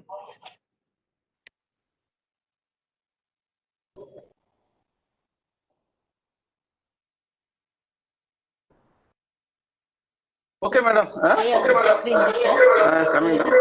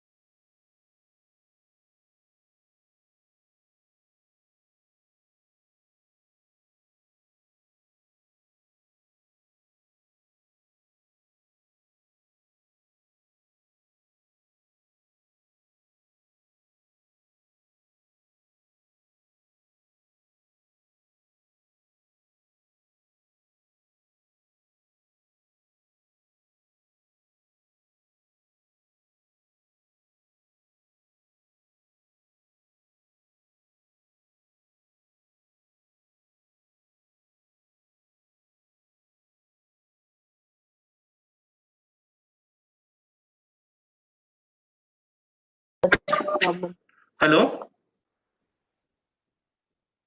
ನೀನ್ join hello ಮಾಡಿ, ನಾನು ಇಲ್ಲಿ join ಮಾಡ್ಕೋತೀನಿ ಹೋಗೋ.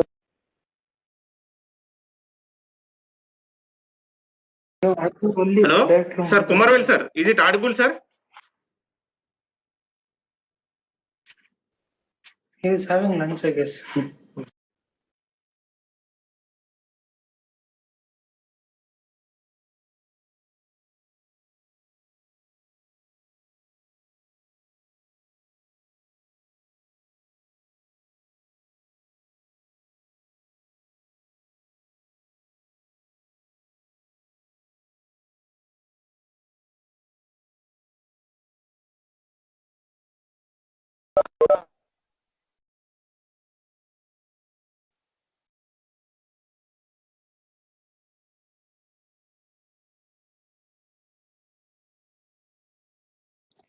Pratik, are you able to hear? Voice is clear, huh? Yes, sir. Yes, sir. It's very clear. No issue, na? Yes, sir. No issues.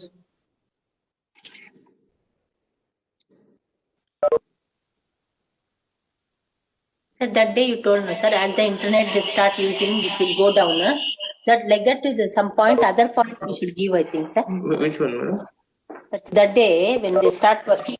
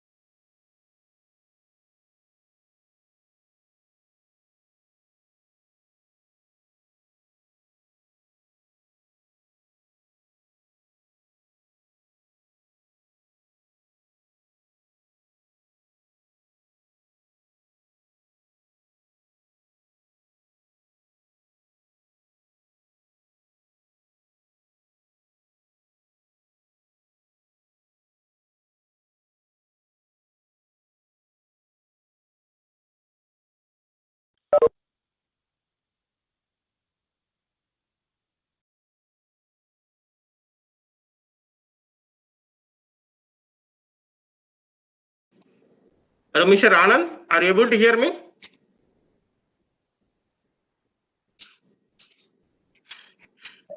Yes, sir, I can hear you, sir. Whether my voice is clear? Yes, sir, your voice is very clear. Okay, okay.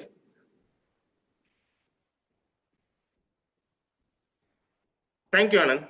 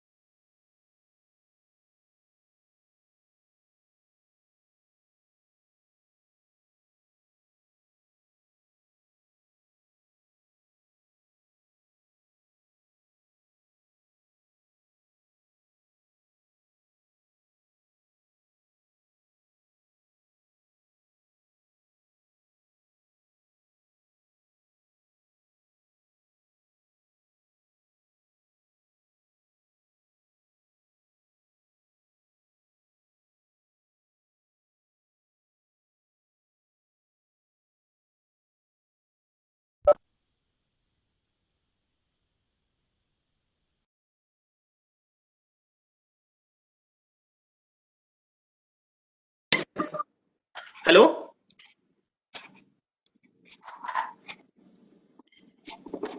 Hello?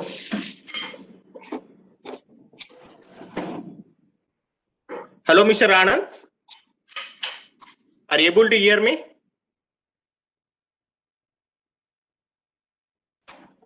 Yes, sir. Yes, sir. I can hear you, sir.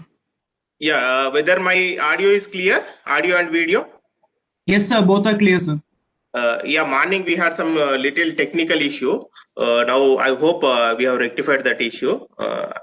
We will see that. Thank you. Okay, sir. Okay, sir.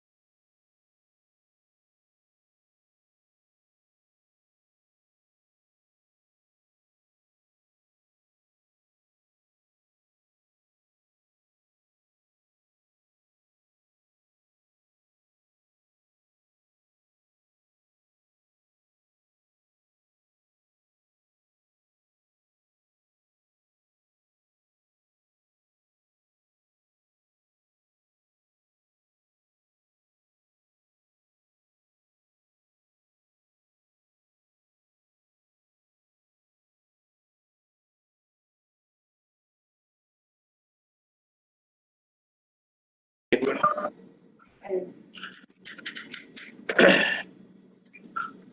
last week, full in things, sir.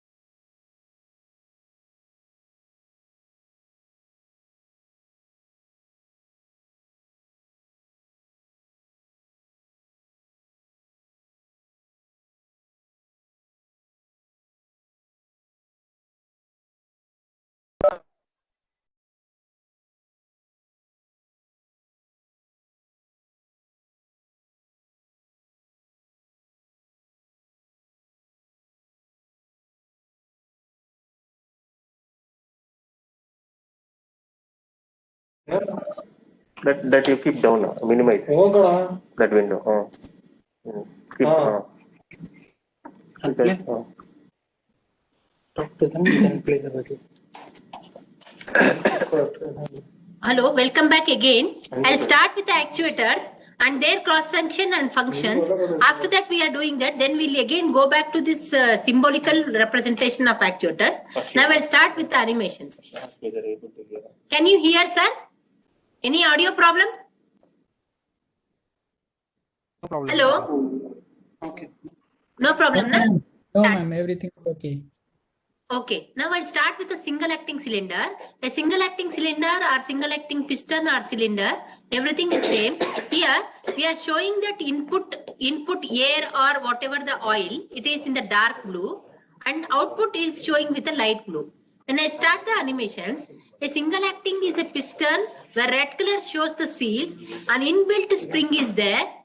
Okay, and it is inbuilt and it is having only one port. Single acting cylinder means it is having only one port. Whether it can, maybe it is the same for hydraulics and pneumatics. Here we may be going for the hose or air pipes. This is a small vent hole which gives the back pressure for the cylinder to vent all these airs, whatever the atmospheric air, it escapes through this vent hole, and red colors are the seals. Whenever the port is activated, the input is coming to this cylinder. After the controlling system through the valves, it gives the output. Here, our fluid power system is converted to mechanical. So here, when we start pneumatic cylinder, I just showing the example of pneumatic cylinder. Here, my input air comes here. Maybe the spring may be another side also. Maybe it is in this side also. It goes to this side of the piston. This is a vent hole where the air escapes through this. So red colors are the seals. Now it maybe can be vertical also. Here spring is not there. Here we are going for the vertical construction. Because of this gravitational pull, because of the load, it will drag the piston. Only one side motion will be there. From the up, remaining is from the down. So this is another construction.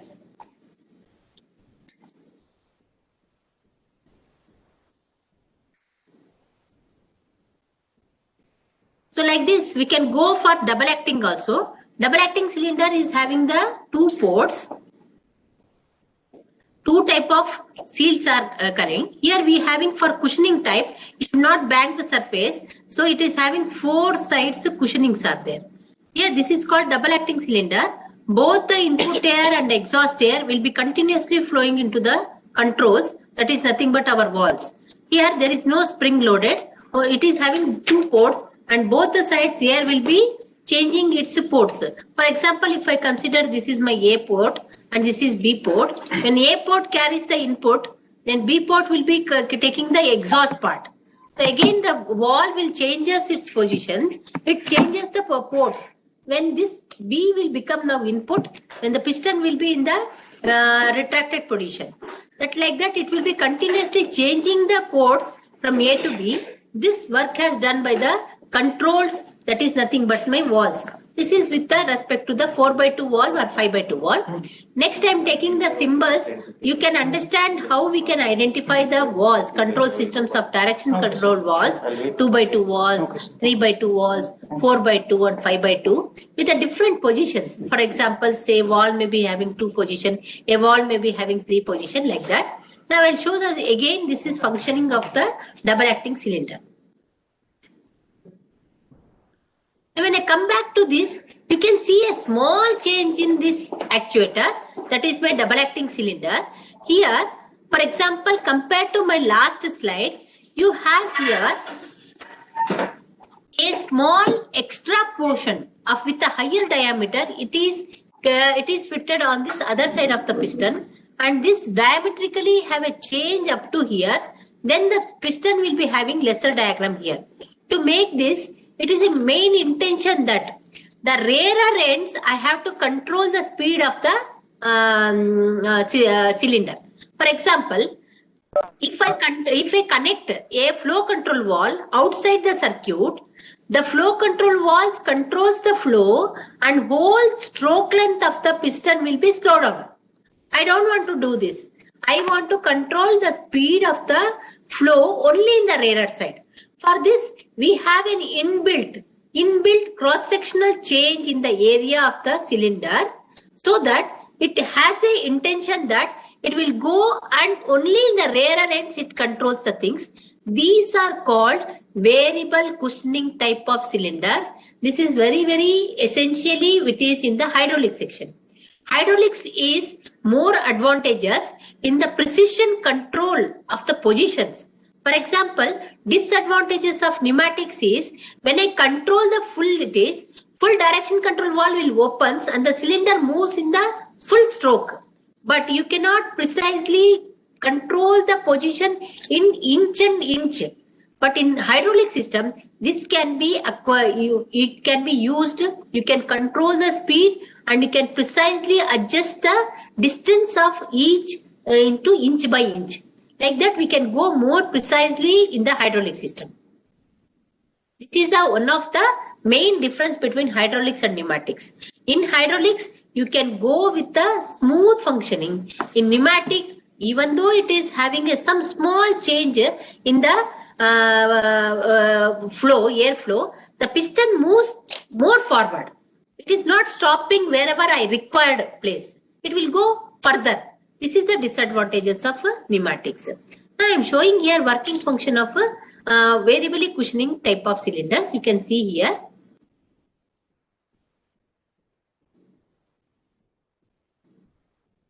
Now here you can see here function is wherever it moves, it blinks. Wherever it slow down the thing, it blinks. The blinking is means here I am having a cushioning which closes the path where air or oil cannot go in the directly here. It closes here. This where whatever the air or oil, it has to come here and it has to go and it has to move here. This screw type or it can work as a flow control valve. Here you can keep on tightening. The speed still you can slow down. So this is called variable cushioning type of cylinders. The same thing you can see here in the rarer end, another rarer end.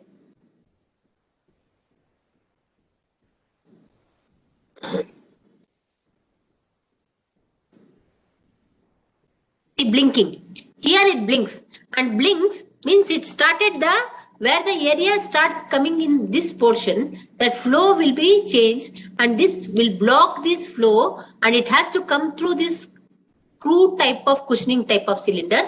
This is called variable cushioning type of cylinder. Now you want to design as per your requirement. You can change the area of this diametrically for these two type of extra fittings, or you can change and tighten these things. You can still go for the slow motions. This is called variable cushioning type of cylinders. I hope you are understanding. I hope the audio and video is clear for you.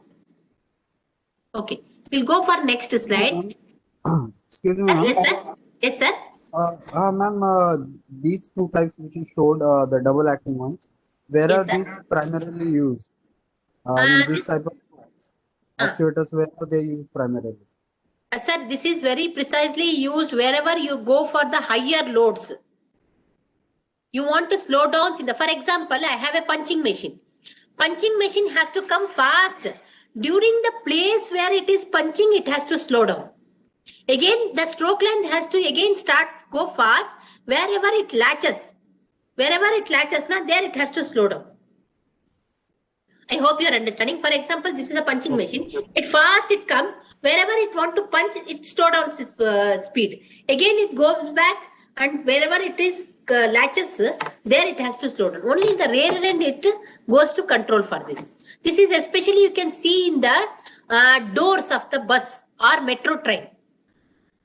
I hope you are understanding. You can see that. You can see the speed of the doors. It will be in the rear end only. It can be slowdowns like this. These applications are called variable cushioning type of applications, and this is a very simple in the construction. There is no need of outside any flow control wall. Inside only you are made that area of cross section change in the area of cross section. So you can go for this type of a variable cushioning type of cylinder. Symbolically, whenever you have, I'll show the symbols detail. Whenever you go for an arrow mark on the cylinder, then you should understand that this is called variable cushioning type of cylinder. Which is variable? This is variable. Here you can see here, this screw type you can loosen, so area increases. If you keep on tightening, the area decreases. Area decreases, flow decreases. Flow decreases, speed decreases. Like this, it will be automatically, you can go for the more controls.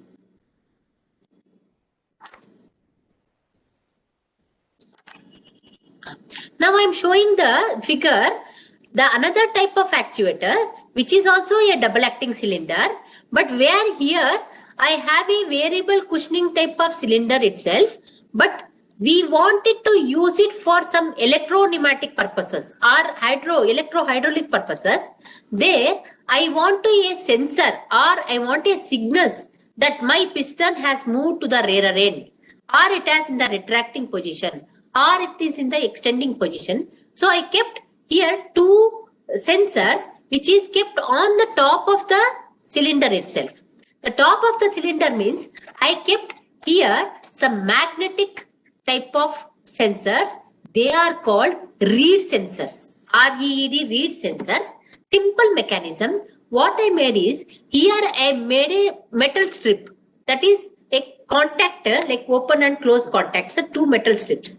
Here on the cylinder, I kept a magnetic permanent magnet which is working as a permanent magnet, which is having a polarity. N and S shows the polarity of the magnet.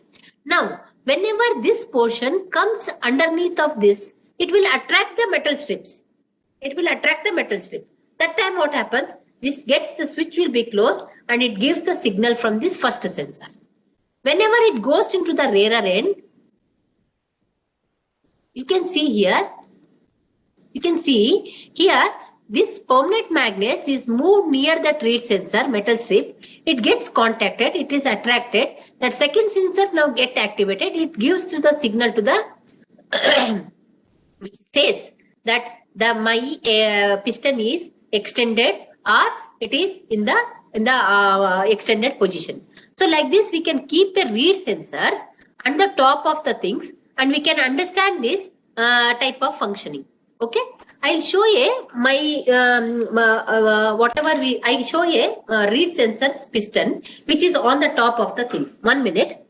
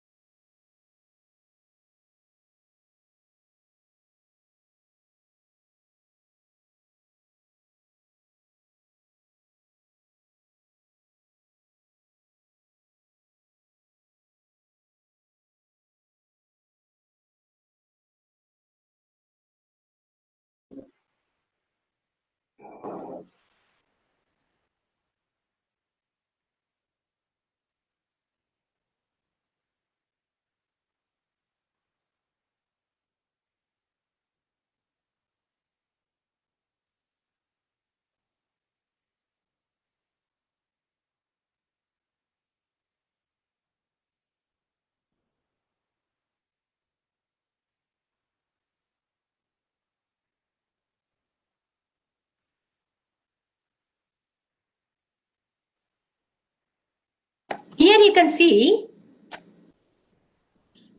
see a double acting cylinder which is having 2 ports. Okay, which is having 2 ports. It is called double acting cylinder. Both the movement by air only. It's not any spring loaded. It's both the movement is by air only. Here I fixed a reed sensors which has 3 outputs. That is one is positive, negative, and this is my black color is output. These are called output cables. Now this is nothing but electrohydraulics, where we go for the signals. The output is connected to that solenoid valves is working with the DC. So it is having one positive, negative, and output.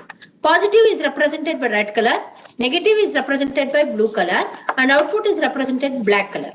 Whenever the system comes here, the rear end signal, this will be get activated and gives the signal. Whenever the piston moves back, and this first signal will be getting and thing. For example, what is the advantage of a reed sensor? If I am having a punching machine, it punches here, then we can understand this is moved to the rear end. The signals gives from the reed sensors. If I want to go for a molding type, extra sensors, if I want to connect things, for example, inductive, capacitive or optical, you need an extra place here. We are reducing the space for the drilling cylinder or punching cylinder. Like this, reed sensors will be fixed on the top, and rigidly it has fixed so that the movement will be fast, and you need not to go for an extra sensors which will be occupy some more space. This means to say that reed sensors are cheaper, and also it is occupy on the cylinder, so that we can go for some compact drilling machines or some compact pushing machines. On the top itself, we can get this type of sensors. This is called double acting cylinder with connected with the reed sensors. Okay, I hope you are understanding.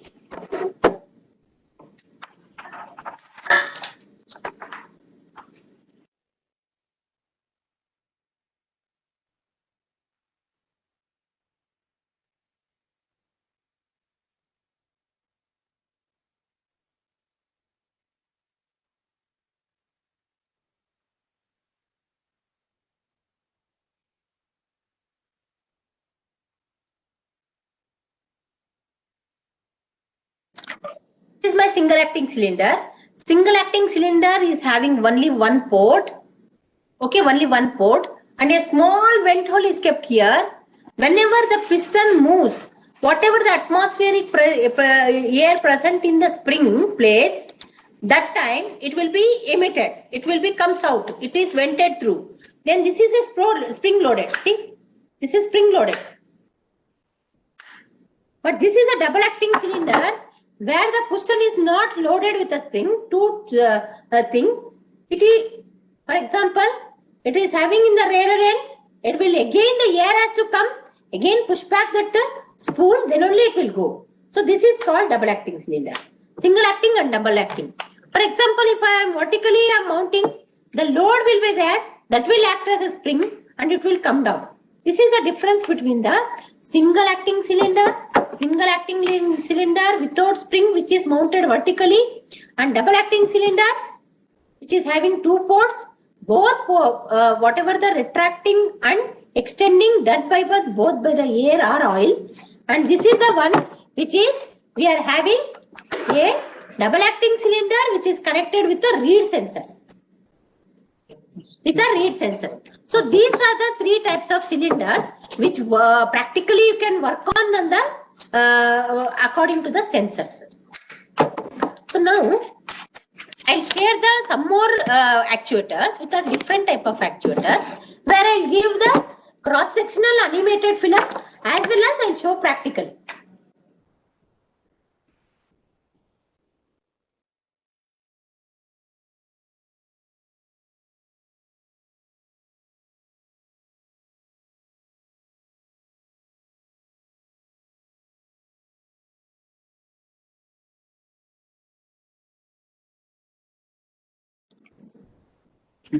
Now, I hope you understood this type of cylinders which I showed practically also. This is the one which is having very cheap. Very cheap means the cost is very less, and working with the wherever you are having compact type of cylinders. Now here, because we are not reducing the space also. Now place is very, very important. If it is mounted on the sensors are mounted on the cylinder itself, it is easy to work. So this type of magnetic sensors are called as a reed sensors. Now here you can see the picture. Here also I am having the cylinder, which is the stroke length is not coming out of the boundary. For example, this is not coming out of the boundary. This is inside. The piston is inside only. This is called rodless cylinder. Please remember, this is called as a rodless cylinder. The piston rod is not coming out of boundary. It is moving inside only. But we cannot see that inside. This is a cross section. But you cannot see here. But on the top of that, we are mounted a conveyor. This conveyor, this is a metallic conveyor, which is one is coupled in between the piston and the conveyor. A magnetic material is there, which couples both of things and keep holding the conveyor and the thing. As the inside the piston moves, this is also varies in the things. For example, this is also variable cushioning type of cylinders. These are the two strips which keeps changing the cross-sectional area. That time it comes to the reducing the speed. This is, I will show once again. This is a rodless cylinder.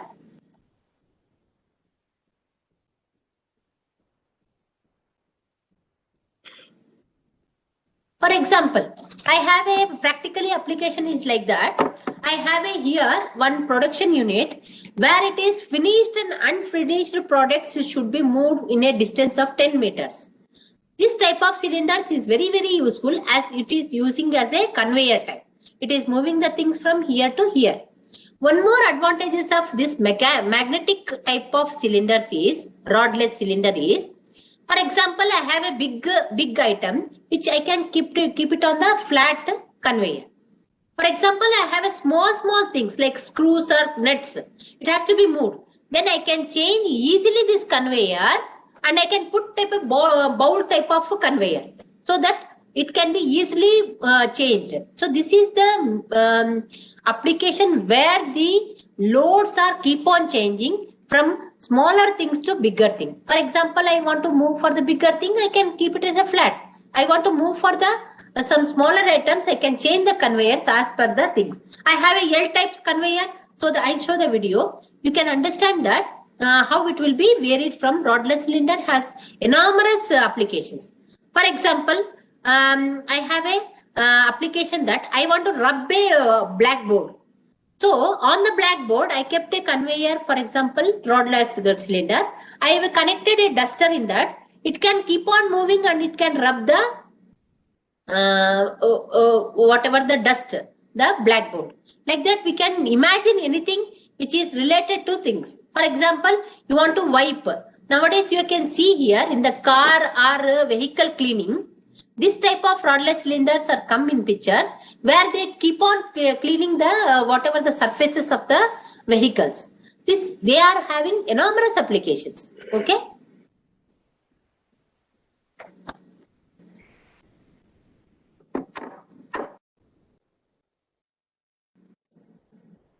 म्हणजे एक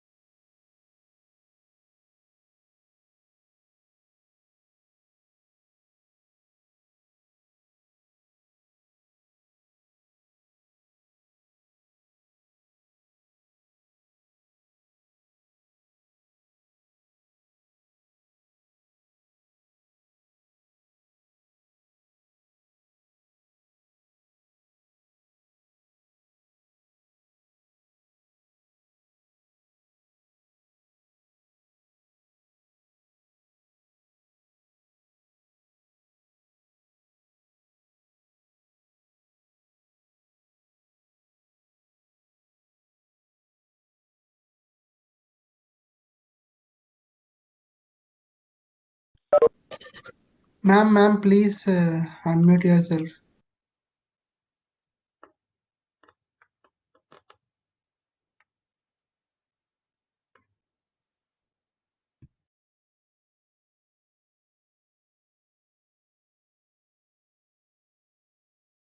You are not audible.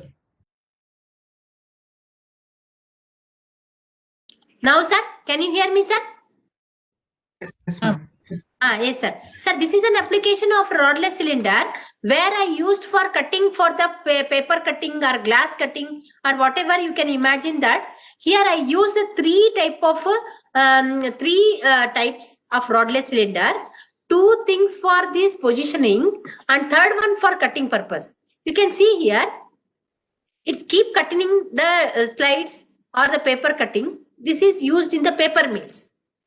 This is used in the paper mill. Now you can imagine that what is type of rodless cylinder has an application, how we can use it. This is the same thing I told which wiping for the board or it is cleaning for the vehicles. Okay, this type of application you can go for this.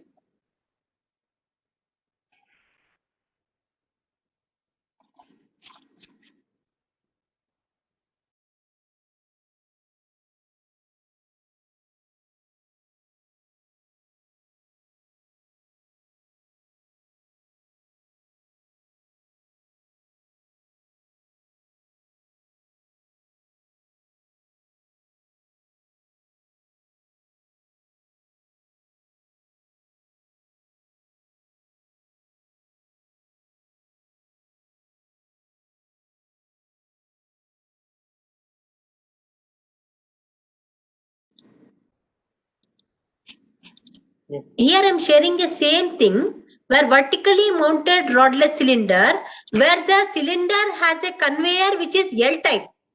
It is coupled with a rack and pinion type of load lifting and changing the positions. This is also an application of a rodless cylinder where we can imagine that some of the items are moved and it is shifted to some other places where it is having a vertically mountation. So now you can imagine a rodless cylinder also has enormous application. For example, single acting cylinder or double acting cylinder. Single acting has an application only it is having punching. Only it has a flow in only one side. Return back it is with a spring loaded. Double acting you can imagine for the bus doors.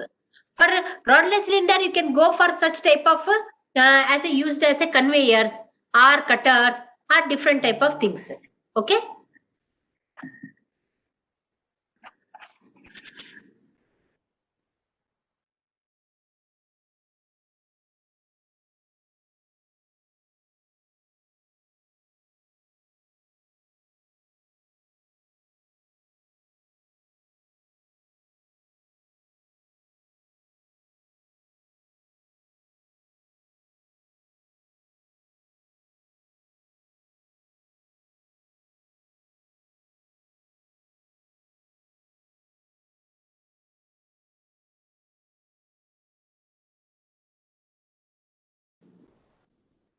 Okay, now you can imagine here on the screen, you can see on the screen,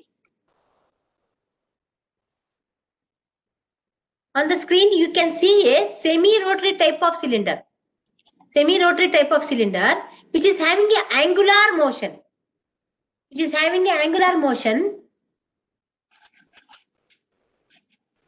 For example, angular motion means I can imagine here is a wiper is having a angular motion of wiping.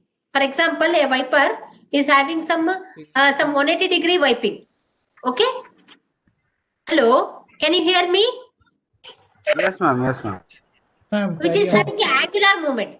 For example, a robotic arm which is having angular movement with a lifting and keeping and pick and place for the angular motion. Okay. For example, your vehicle is there which is power steering which is also a angular motion. You can imagine here a three type of angular motion of things which we can say that which is having angular motion. You can see here in the figure on the my camera. I kept this.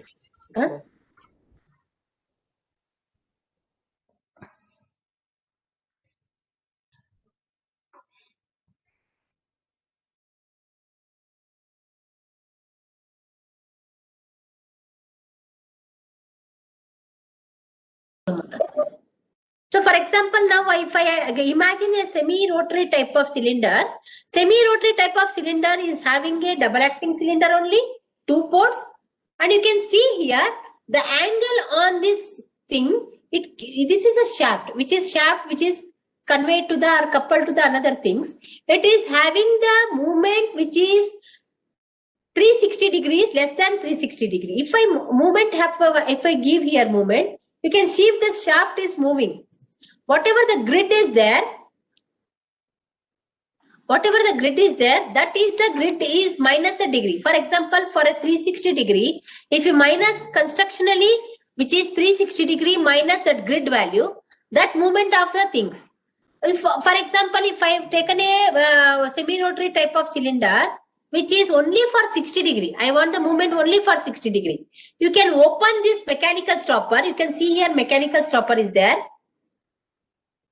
That you can open and you can fix it for only 60 degree. You can change the angle of rotation as per your requirement. For example, I want a 60 degree. If I want to go for 270 degree, or I want to go for 180 degree, but the maximum is it is minus with a 60 degree. For example, as per my requirement training center, I have here up to 270 degree, it is having rotation. So like this, you can imagine the semi-rotary taper for the angular motion of the things. Okay, you can see the angular motion, and you can also change the angle of rotation by changing the mechanical stoppers.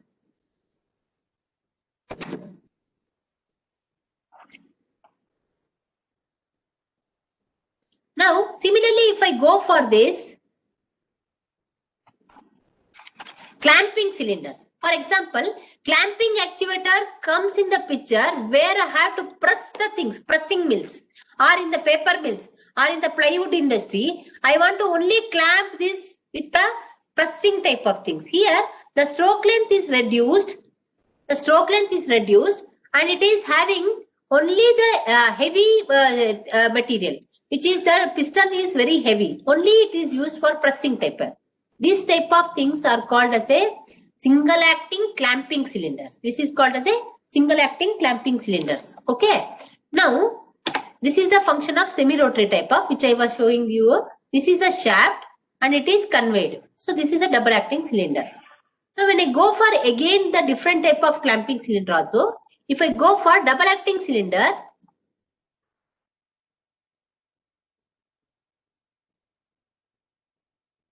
so this is the one which is a double acting cylinder. Okay, semi-rotary type of things.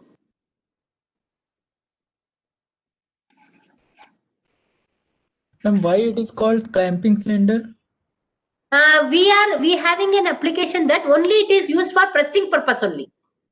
I want to pressing mills. It is have to, for example, I put plywoods with MDF things, MDF plywoods things. It has to press for the powdered one, where it is useful for only for pressing type. That type only it is called as a this type of clamping cylinders. Okay. Okay, sir. Okay. Next, shall I go for another application? Yes, ma'am. Now, when I go for a double acting cylinder with the only one conveyor, for example, only one conveyor used, I can imagine the double also. I can use the conveyors, which is also having the conveyors with the two types. It is moving in the both the directions. Can you see in the figure? It is a double acting cylinder where it is moving one in another direction opposite to the other conveyor. Okay, can you see here this one? Yes, ma'am. Yes, like this we can imagine. Similarly, in the last application,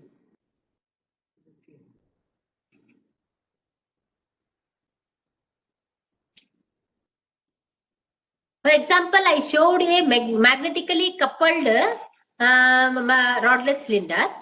The magnetically coupled rodless cylinder is a disadvantage as that the seals will be very frequently teared off. It means that it is not so much used. So it is will be suddenly the belts, whatever the sealings will be having more it is not useful for a longer time. That time we have to go for the mechanical coupling type of rodless cylinder. In the figure shows, this is a mechanical type of coupling cylinders. You have here, you can see the seals are differently compared to the magnetically coupled one. The conveyor is having a screw type, which is having movement, not with the seals. This is called mechanically coupled type of rodless cylinder. Okay, I hope you are understanding. The disadvantages is you cannot keep on changing the conveyor as fast as magnetically coupled. This is a mechanically coupled. We have two types: a mechanically coupled rodless cylinder, magnetically coupled rodless cylinder.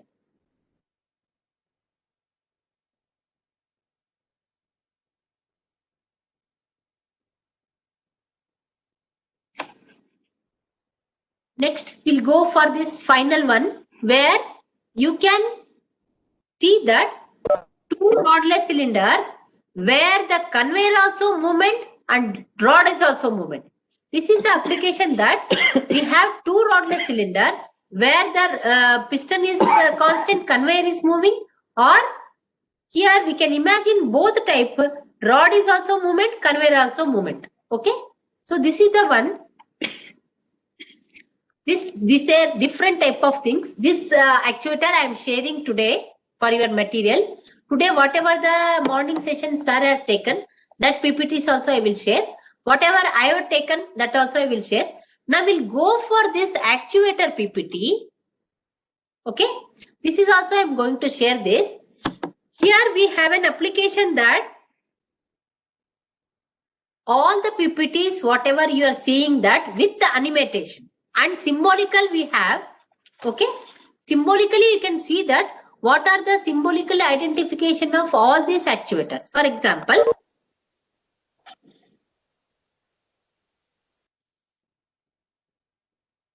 PPTs. For example, I have a pneumatic actuator. It is having so much contents. What is the basic construction? What is the fundamental design? What about the force? And these type of all these factors will make a cylinder to work. Whether it is a very importance we have to give for the seals also, because a small leakage will damage the whole setup. So what is meant by cushioning design? What is meant by shock absorbers? Different type of constructions, what are the different type of mountings, what are the necessary precautions we have to give for the installation, all special type of actuators, what is meant by bellows, what is meant by impact cylinders, all these things are covered in these PPTs. For example, if I keep on explaining everything, it takes long time. So I'm just imagining actuator is imagined for both hydraulics and pneumatics. But hydraulics, we cannot show the animated with the different color of oils. So I have taken the pneumatic cylinders. You can, same thing you can imagine for the hydraulic. Because whenever we go for the change in the oil, we cannot show the forward and reverse movement. As much as easily we can show in the pneumatics. That's why I taken the actuator in the pneumatics. So here, construction, what is meant by cushion seals, cushioning seals, what is meant by barrel, what is the cut sections, how we can go for this type of different type of identification. Now, for example, I showed you in the beginning of the class this type of cylinders. Here, in this type of cylinder, if we go here, a single acting cylinder is having the two different tires with the inside spring loaded on the rod or outside the rod. But you can see here, the spring is symbolically shown. Okay, can you hear my voice? Yes, ma'am. Okay. No problem. Now you are understanding? Yes, ma'am. Yes, ma'am. Please, morning section. It was it was not thing. I will extend some more time. Please give me permission. I will extend full topic so that you can patiently can hear. Okay, I will complete my. Okay, na? Please. Okay.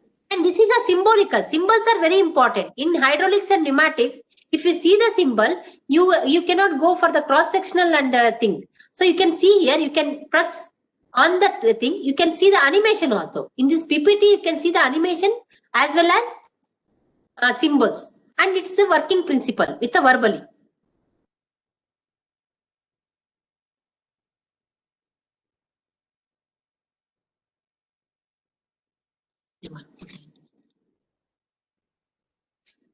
Okay, I hope you are understanding the difference between these two types. Okay, next when I go for this vertically mounted cylinders, here also you can see whatever the things, click here for the start and stop with animations, that you can go and click on the top of this, it can be animated. Okay.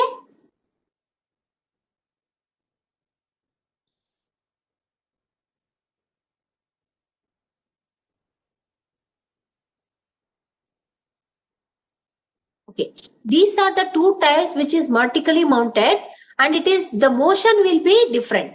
Both the symbolically represented. Like this, you can see on my PPT, there is 162 slides. 162 slides, all different type of actuators used in the industry. It is elaborately explained with the symbols. For example, I showed you the variable cushioning type of cylinders. Okay, here variable cushioning type of cylinders, it is shown progressively with the symbols, and more you can see here an arrow mark on the top of this symbol. An arrow mark shows this, which is having the variable cushioning type. And you can see one more thing. Here I am having a double acting magnetic type of with the reed sensor. A small difference is on this symbol, a small inside the two lines are there, which represents it with the reed sensor. See, you can see that symbols are very, very important. For keen observing that last slide, we have this double acting only, but without in middle lines, two lines are not there. But if I go for this, a small two lines represents the reed sensors, or the sensors are connected on the top of the cylinder. So like this, you can see the symbols are carefully you have to observe. So this is my rodless cylinder, which is magnetically coupled. You can see the conveyor is on the top. Can you see? It is conveyor is on the top. Like this, the symbols also represented. This is nothing but our semi-rotary type of actuator, where it's in this common wise, we have maximum rotation of this semi-rotary type of angular movement is 270 degree. You can reduce by mechanical stoppers. This is a rodless cylinder where you can imagine with the mechanically coupled using, for example, this is rack and pinion type of things, which is coupled mechanically, where I cannot go and control the things. For example, submarines and the door of the canals, it should be opened in the dam. Like that, you can imagine here indirectly controlling. You can see a double acting with the rack and pinion movements, which is coupled with the rack and pinion movements. This is clamping cylinder, and this is the one which is called bellows, where we can use it for the shock absorbers. For the vehicles, you have to shock absorbers. They are the rubber type one, which is also having the cushioning, pushing and type. This symbolically we can show like this. There are so many different type of actuators you can imagine here, and also we are given the what is the cylinder sizing, thrust, and what about the force. Everything it is in the design also, it is given in this. Okay. So this is the mounting, or what is meant by piston rod buckling. How we can go for the different type of mountings, what things we have to take, imagine. What are the different type of seals? Everything in detail it is given. For example, I have to speed control. What type of restrictions is there? What is its pressure and velocity response? What is meant by this loading? Whether it is having a throttling in the meter in condition or meter out condition, everything will speak out in the slowly in the next classes. For example, I have here flow regulators, how it is working, what type of different type of things are there. Like this, you can see that different type of actuators are used in our things. I am sharing today these PPTs so that you can go detail in design also. If you want to have an application, different application in industry, you can go according to the design also. Now, this is the different type of actuators where in the commonly you are used in the day-to-day industries. Okay. Now, you can see symbols also. I shown here. Symbols also, parts also. What are the different type of seals? About the seals also, it has we are discussed here. So you can go through these PPTs I am sharing today. Then we can go for this session. Next, I am coming for this next symbolical representation of the walls. Now we'll go slowly one by one. As by my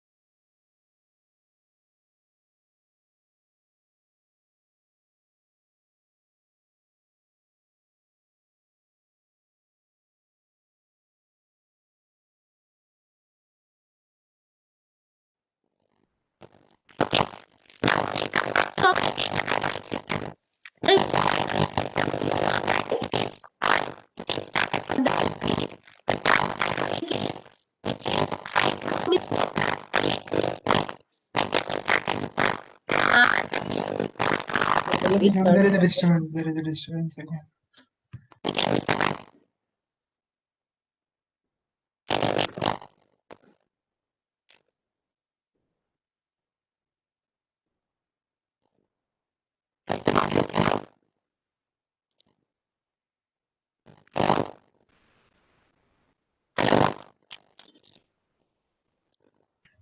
Audio disturbance is there, ma'am.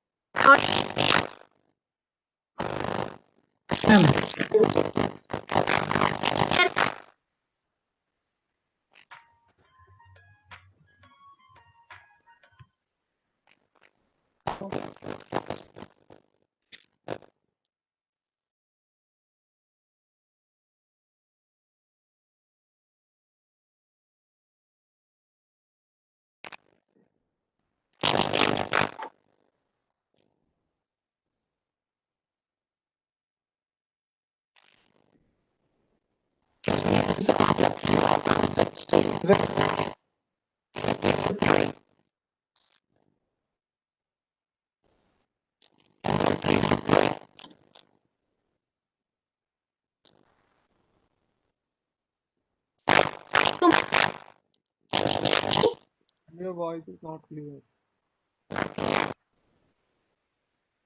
No, man.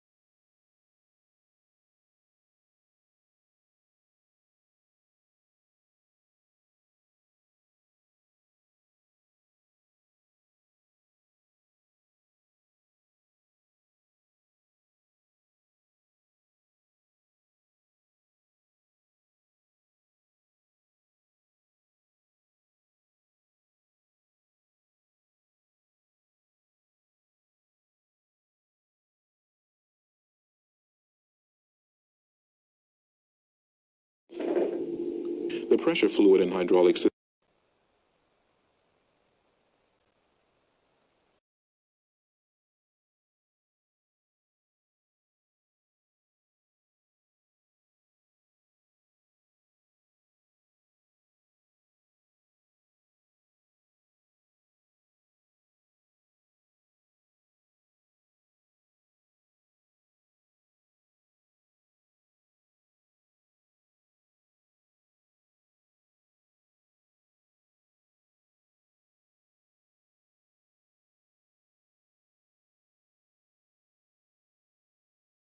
functions. It must transmit pressure energy.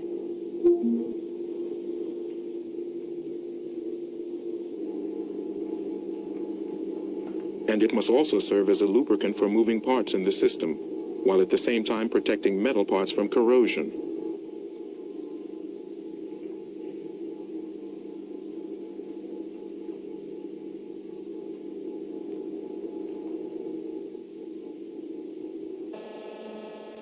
It must dissipate the heat generated by the friction of the oil flow.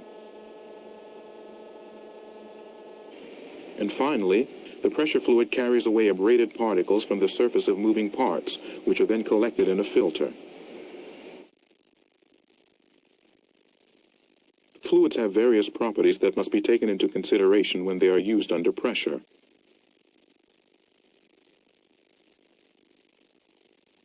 Water is very thin, so we say that it has a low viscosity.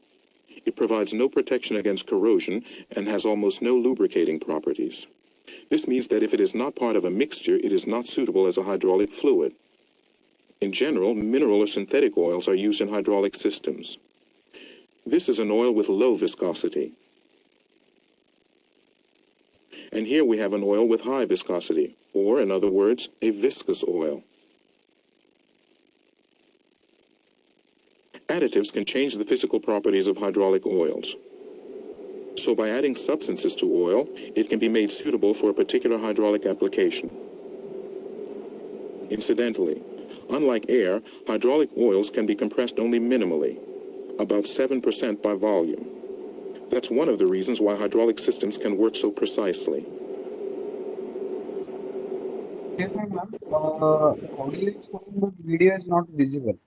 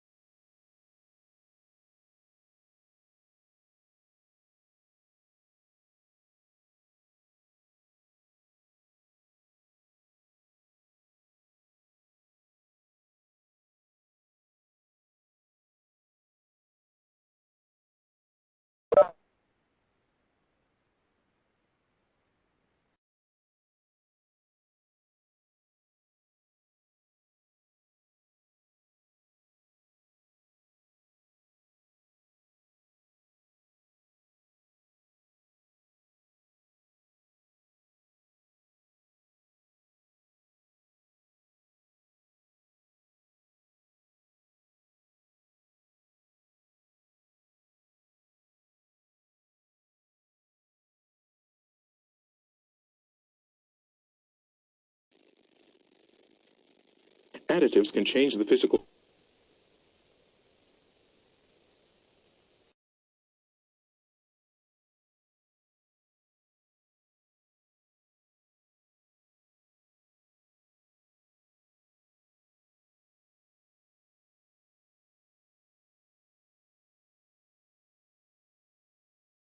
suitable for a particular hydraulic application.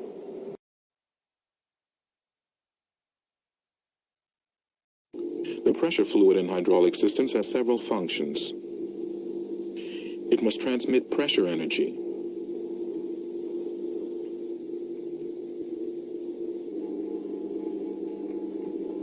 And it must also serve as a lubricant for moving parts in the system, while at the same time protecting metal parts from corrosion.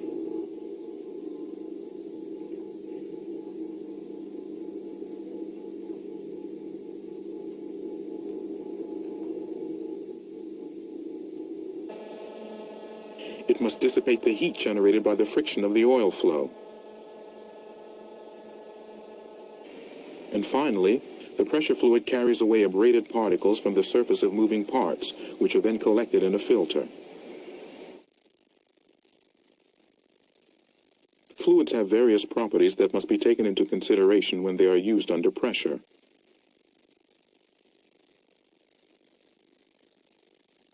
Water is very thin, so we say that it has a low viscosity. It provides no protection against corrosion and has almost no lubricating properties. This means that if it is not part of a mixture, it is not suitable as a hydraulic fluid. In general, mineral or synthetic oils are used in hydraulic systems. This is an oil with low viscosity. And here we have an oil with high viscosity, or in other words, a viscous oil. Additives can change the physical properties of hydraulic oils. So by adding substances to oil, it can be made suitable for a particular hydraulic application.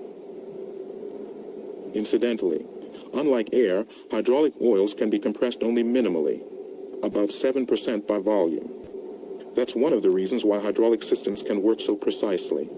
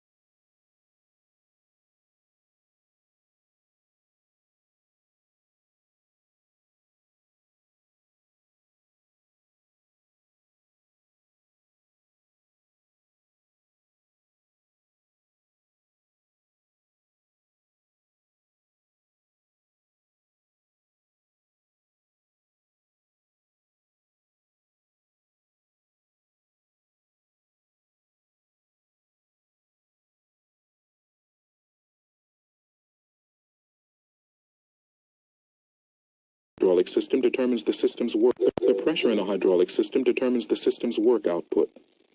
This pressure is created when a force is applied to a surface. The formula for this is pressure P equals force F divided by area A. If pressure is applied to a fluid in a closed system, the same pressure is present at every point in the system. Or in other words, the fluid is under the same amount of pressure everywhere in the system. This phenomenon was discovered in the 17th century by Blaise Pascal and formulated in what is called Pascal's law. An experiment will demonstrate this. The same pressure is present in all of these tubes, as we can see by the height of the fluid level.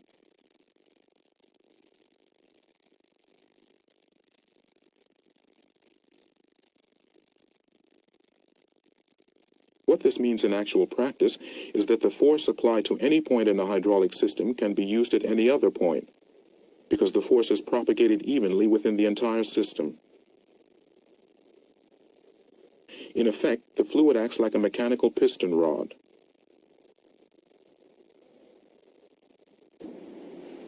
The operating speed in a hydraulic system is determined by the flow rate. This is the amount of fluid that flows through a line per unit of time. Or, expressed as a formula, flow rate Q equals volume V divided by time T.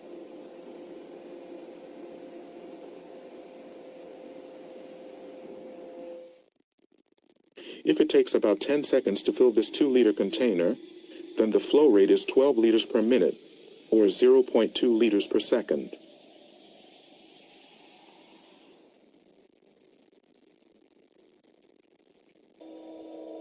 If we assume a flow rate here of 2 liters and the volume on the piston side of the cylinder is 160 cubic centimeters, then it will take approximately 5 seconds for the cylinder chamber to fill up completely with hydraulic fluid and advance the piston.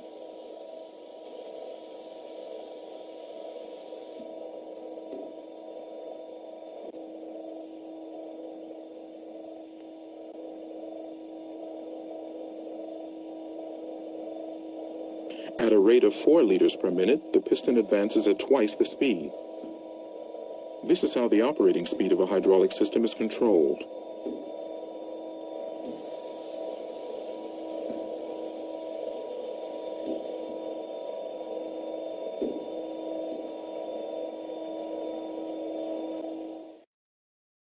In a hydraulic system determines the system's work output. This pressure is created when a force is applied to a surface. The formula for this is pressure P equals force F divided by area A. If pressure is applied to a fluid in a closed system, the same pressure is present at every point in the system. Or in other words, the fluid is under the same amount of pressure everywhere in the system. This phenomenon was discovered in the 17th century by Blaise Pascal and formulated in what is called Pascal's law. An experiment will demonstrate this. The same pressure is present in all of these tubes, as we can see by the height of the fluid level.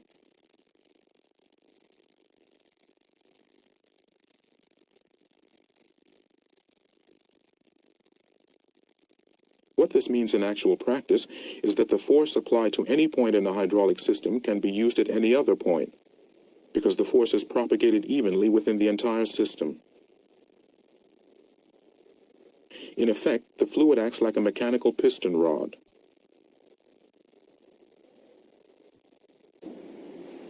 The operating speed in a hydraulic system is determined by the flow rate.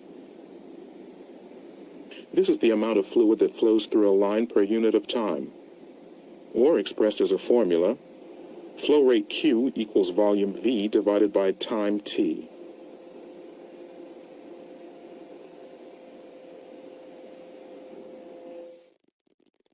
If it takes about 10 seconds to fill this 2-liter container, then the flow rate is 12 liters per minute, or 0.2 liters per second.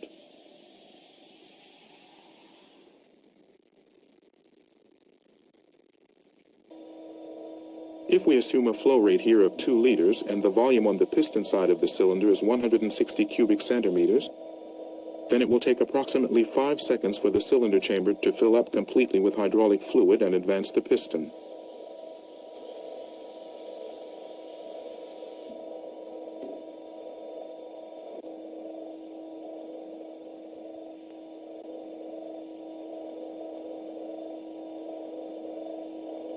At a rate of 4 liters per minute, the piston advances at twice the speed. This is how the operating speed of a hydraulic system is controlled.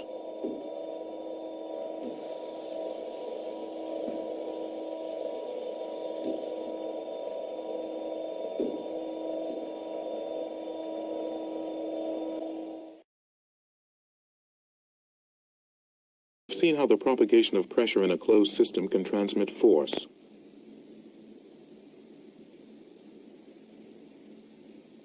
On effective surface areas of equal size, for example equal piston diameters, the effective force on the left is exactly equal to the force on the right.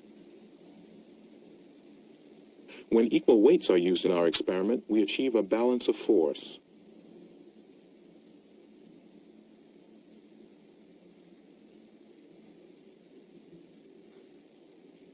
But if the ratio of the effective surface areas is, for example, 1 to 3, 3 times the load on the right can be supported.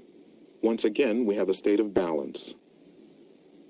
Thus, in a hydraulic system, force can be transmitted or stepped down.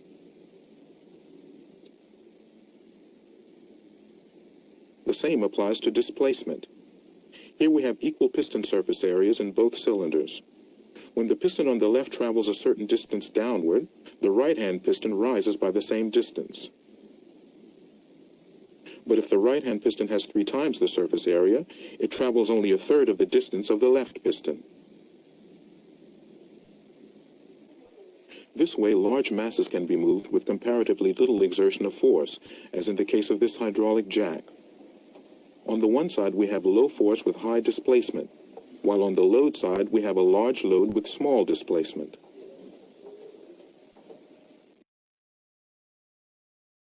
And hydraulic systems can also be transmitted.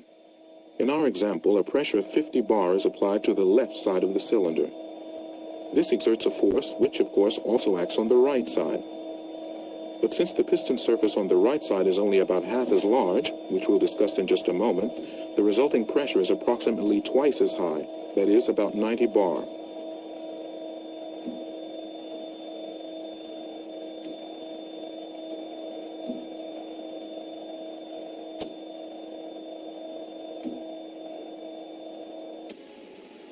In actual practice, pressure transmission is used when high pressure is required only at individual points in the system. For example, at a clamping cylinder like this one. This can eliminate the need for an expensive high-pressure system. And a hydraulic system have different cross-sections. But because flow rate is the same throughout the system, flow velocity is higher through narrow passages. At flow velocities of less than 4 to 6 meters per second, the fluid flows evenly, although slightly faster in the center of the pipe than along the walls. This is called laminar flow.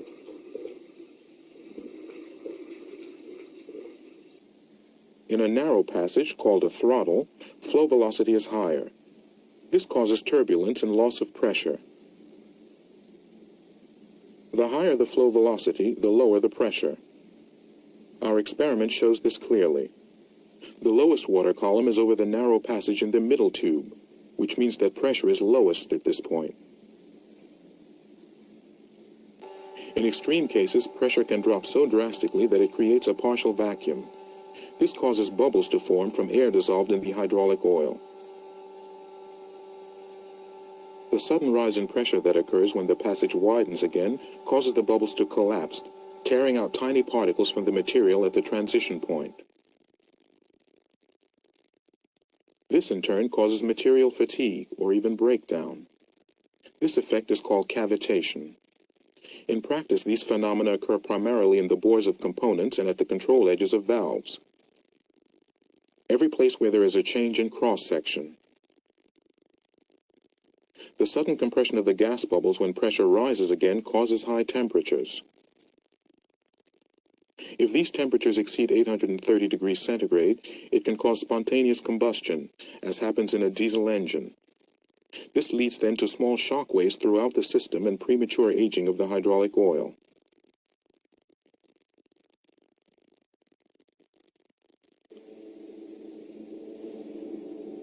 Dimensioning a hydraulic system adequately can lessen the effect of all these negative occurrences.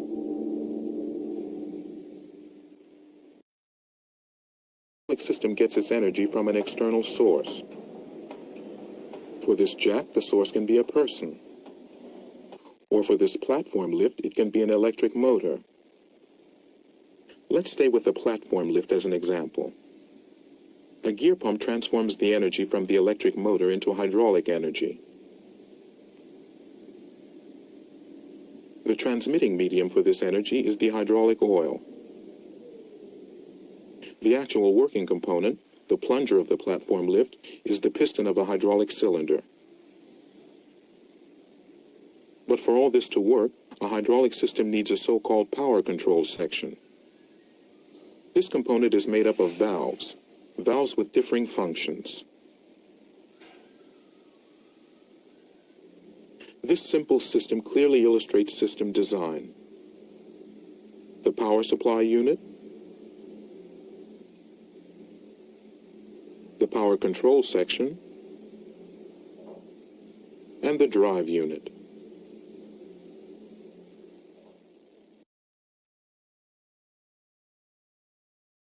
Hydraulic system determines the system's work output. This pressure is created when a force is applied to a surface. The formula for this is pressure P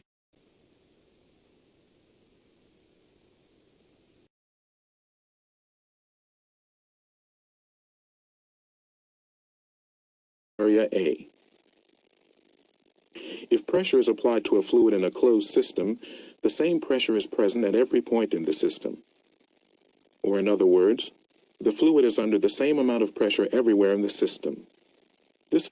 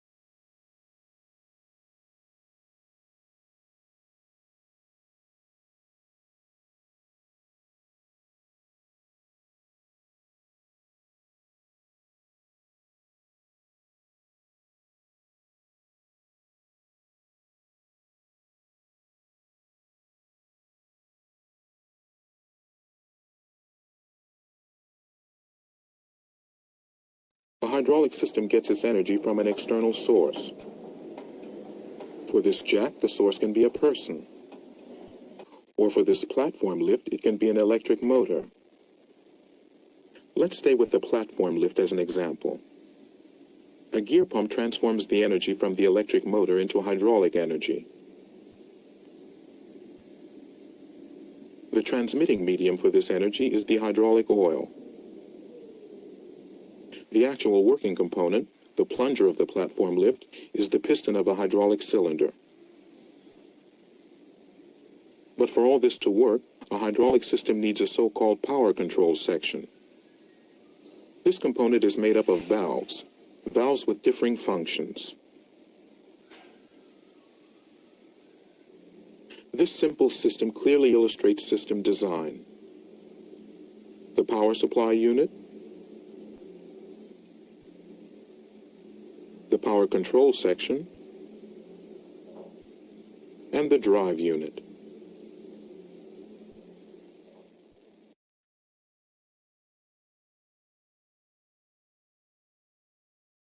In the power supply unit, mechanical energy is converted into hydraulic energy, and the hydraulic fluid is conditioned. The main components in this unit are the drive motor, the safety valve, the oil reservoir, and the pump. This is an external gear pump. It creates a continuous flow of fluid. And this is how that's done. The suction chamber is connected to the oil reservoir. When the two gear wheels turn, the volume of the chamber increases slightly whenever a tooth leaves a gap. This creates a partial vacuum in the suction chamber, which then causes the oil to be drawn out of the reservoir. Oil is transported between the gear teeth along the chamber walls to the pressure chamber. The intermeshing teeth prevent the oil in the middle from flowing back. The oil now flows from the pressure chamber into the line, where it is displaced by the oil being supplied continually from the gear wheels. Initially, the pump doesn't create pressure, but only a fluid flow.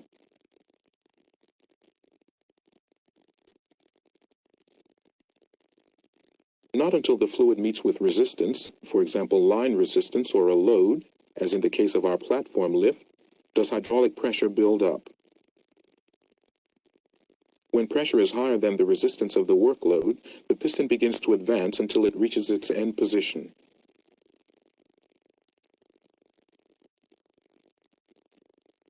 If the pump continues to supply fluid and pressure continues to rise, something will eventually have to give. Either the line will burst, or the pump or cylinder will be damaged. This is prevented by a pressure relief valve, which is set to the maximum pressure of the pump. It doesn't open until this pressure has been reached, at which time it channels the hydraulic oil back to the reservoir. It's usually combined with a pressure gauge to form a unit. This external gear pump generates a constant flow rate. So what we have here is a constant action pump system.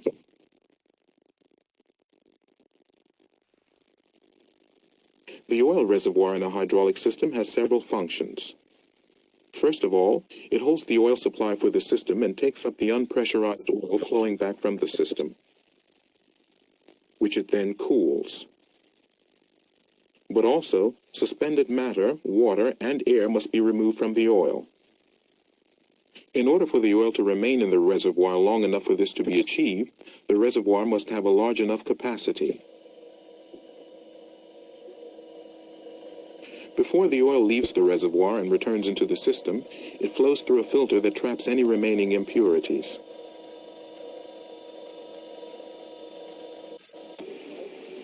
About 70% of all malfunctions in hydraulic systems are due to impurities in the oil. This is why it's so important to service the filter unit regularly. Incidentally, there are filters in the suction line, or in pressure lines, or in the return line. Hydraulic drive units which convert hydraulic energy into linear motion. These are the cylinders.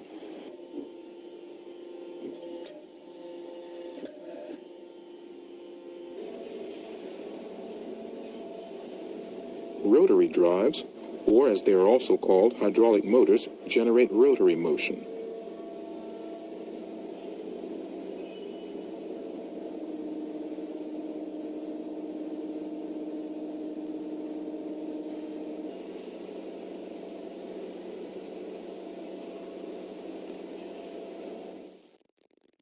Let's look first at hydraulic cylinders. The single-acting cylinder. This is a single-acting cylinder and its circuit symbol. It has one port for a working line. And this is how it works. When oil flows into the chamber, working pressure builds up and the piston advances. The cylinder can do work in only one direction. Even when oil pressure drops, nothing happens. The piston doesn't retract until an external force is applied. Incidentally, the piston doesn't seal off the two cylinder chambers from each other 100%. This is why over time some oil does get into the unpressurized chamber. This oil then flows back to the reservoir via a leakage oil line.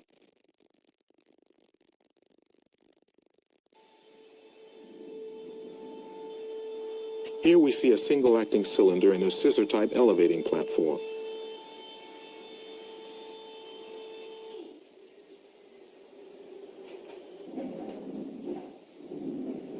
The return stroke is powered by an external force, in this case the weight of the platform. But there are also single-acting cylinders with spring return. This cylinder, which creates contact pressure as it advances, is returned by a spring.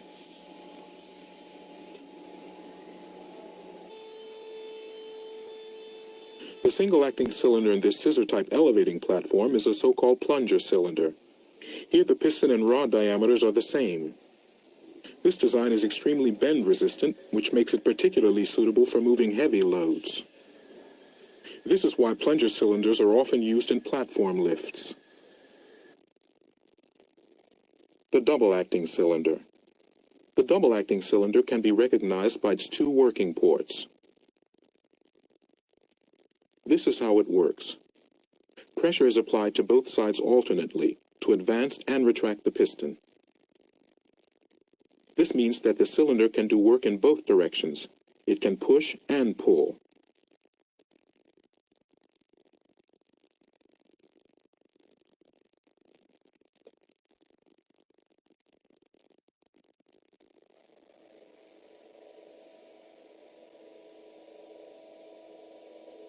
The cylinder retracts faster than it advances.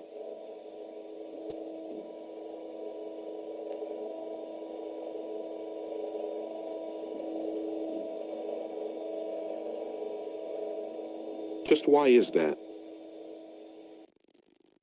Well, here we can see why.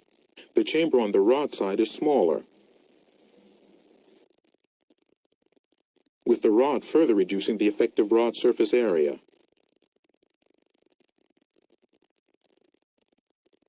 In actual practice, cylinders are often used in which the ratio of the two piston surfaces, and thus of the chamber volumes, is precisely set at 2:1.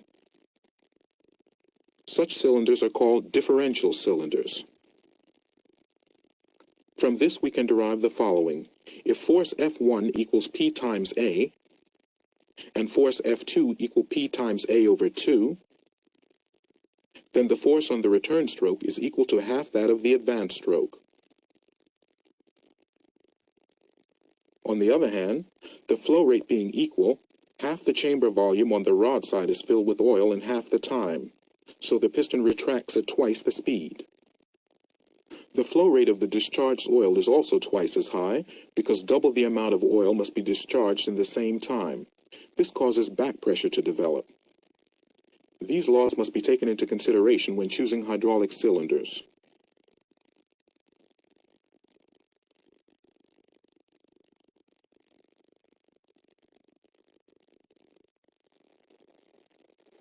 In this special cylinder for a press, the piston rod has almost the same diameter as the piston, making the difference between the two piston surface areas extreme. This means that a slow flow rate is sufficient for relatively fast retraction.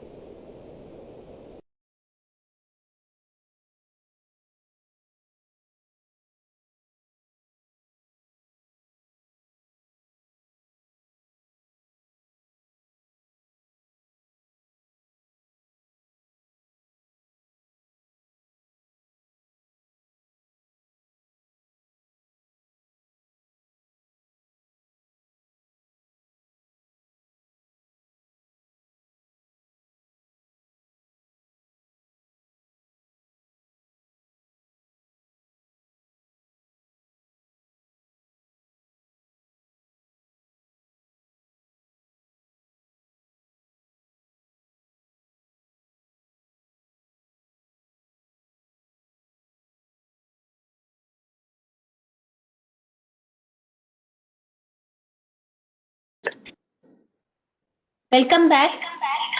Can you hear my voice? Yes, ma. Just ask about the break. Hello? Can you hear me? Okay. No, sir. Now, shall I give small break? I shall continue, sir. A small break. Okay. 10 minutes. Okay, at 10 minutes I'll give a break. Please come back because we have so much disturbance from the morning. So I'm unable to complete the portion. So you come back after 10 minutes, we'll start the session and may extend for some more 1 hour. Please cooperate and come back after 10 minutes. Yes, sir. Yes, Will sir. you share the videos that you are having? Yes, sir. Yes, sir. I'll share all the videos, all the PPTs of actuators, that 162 PPTs. And today I'm sending some PPT which has taken by sir also. And I'll send you the notes also, sir. Some PDF form notes also. And some manuals also is there, which is given from the Festo and Vickers. That also I will share, sir. Okay, sir? Thank you for cooperation, sir. Thank you. Okay, sir. Thank you. Okay, ma'am. We'll come back after 10 minutes, sir.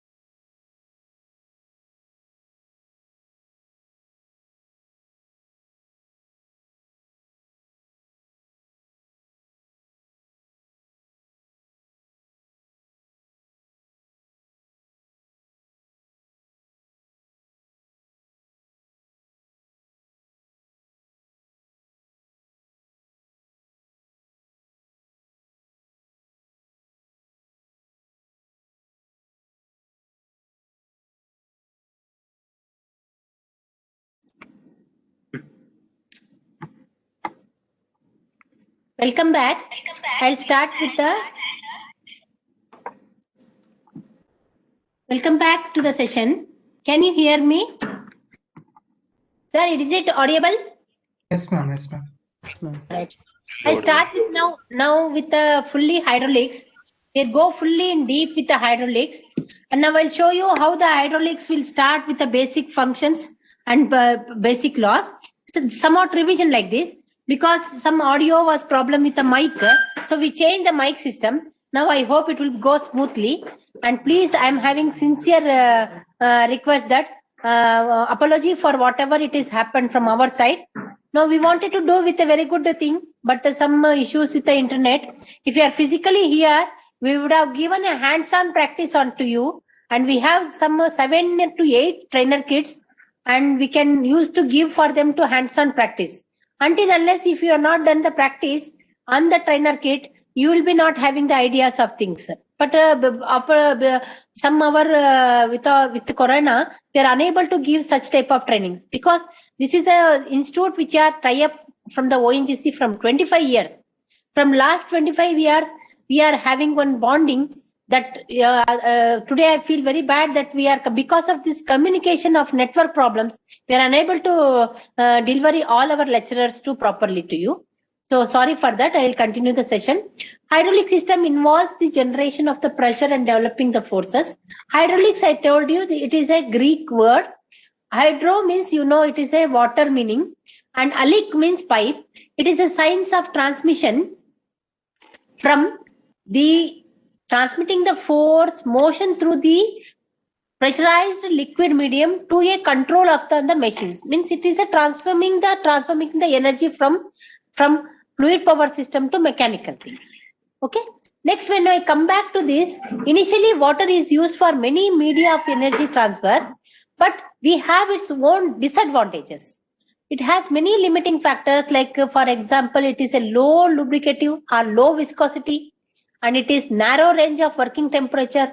And the temperature also it is keep on varying with the with respect to the climate, and it promotes the dust and the corrosion. And we know that this is all process. More than this, a major problems in the machine side is corrosion.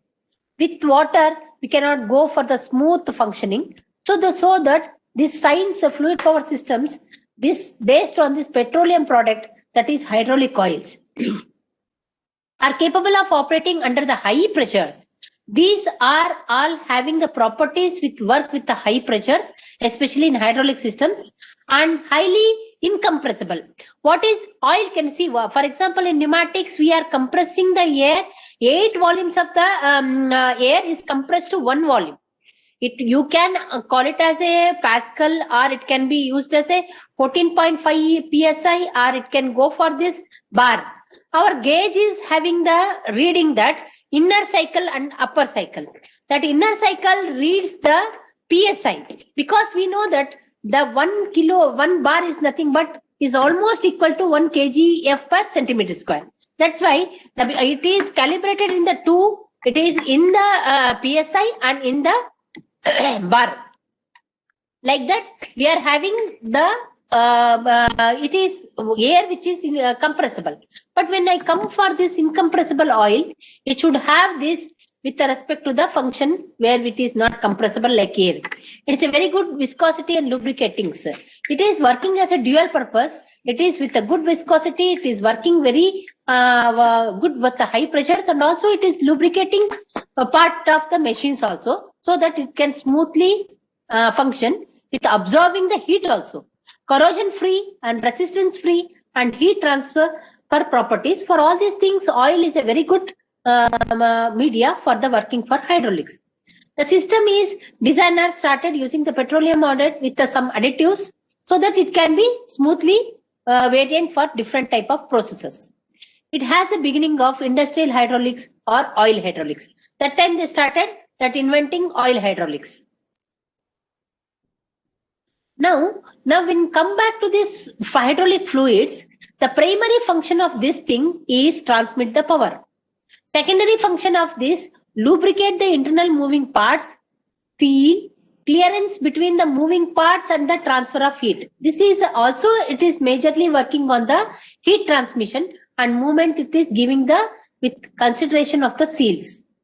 The composed on a base, stock and additivity. It is also as a composition with the stock and additives. The important properties of consider viscosity, bulk modulus, viscosity index, lubricity, wear resistance, oxidation resistance, form resistance, and thermal stability, chemical stability, and filterability. So these are all the points we have to consider, that how an oil with a viscosity, with a different viscosity, how works with the different type of loads and also pressure levels. The susceptibility of a problem is a contamination. So sustaining all the problems of contamination, for example, every system has disadvantages. The contaminated, with safeguarding the precautionary measures for the contamination, rest of all the things will hold good for the hydraulics. Particulates that water, air and their reaction products can be adversely affect the system performance. To maintain the fluid in a clean state in accordance with an applications of the cleanliness standards, use proper method for the fluid conditioning. After doing the fluid conditioning, maintaining work, we can go for the maximum outputs, and we can go for the better efficiency of the machines. So it is based on the, it is based on the mainly on the Pascal's law. This Pascal's law state that it is in the heart of all the fluid power applications, whether it is a machine, whether it is a JCB, whether it is a elevator, whatever it is, then main things is work on this. The pressure exerted on the confined fluid is transmitted equally in all the directions. This is very, very important. It is equally distributing with the equal force and equal areas. The Pascal's law states the basis development in a number of machines. It is having a principle. On this Pascal law, we are operating different type of machines in the industries. And we know that this is all from the basic theory that units are, it may be a Pascal or maybe kg per centimeter square, kg per f by centimeter square, or it may be PSI. It can be interrelated. For example, 10 raised to 5 Pascal is equal to 0.9869 PSI is equal to 1 bar. It can be interrelate between all these units. You can interrelate and you can go for the any conversion in the units. For example, it may be CGS or FPS or SI system or different types. We are categorized into the 3 different pressure levels in the industry. In standard pressure, the hydraulics operate the pressure ranging from 350 bar to 350 bar, or with respect to PSI, 5000 PSI. This is a standard pressure which is operated.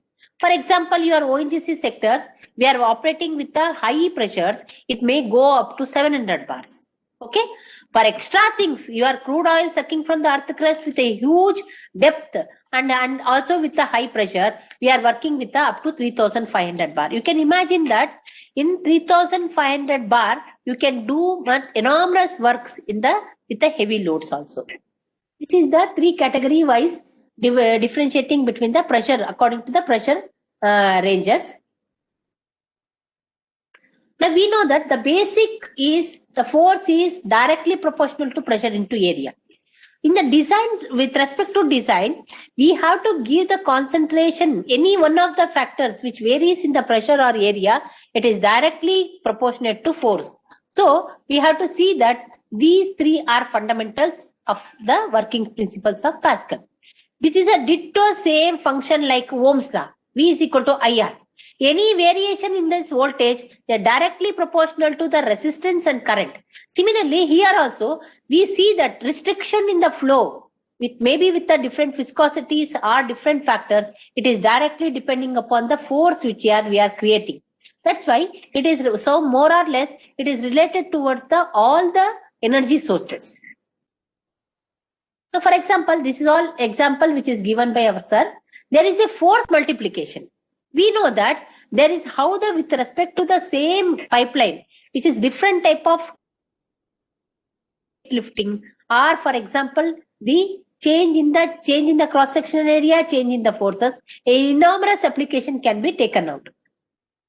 Now, The force multiplication is very important in the industry side to lift the jack or heavy load or with a small handling with the forces. This goes for the Pascal's law and also for the development in 1795 itself.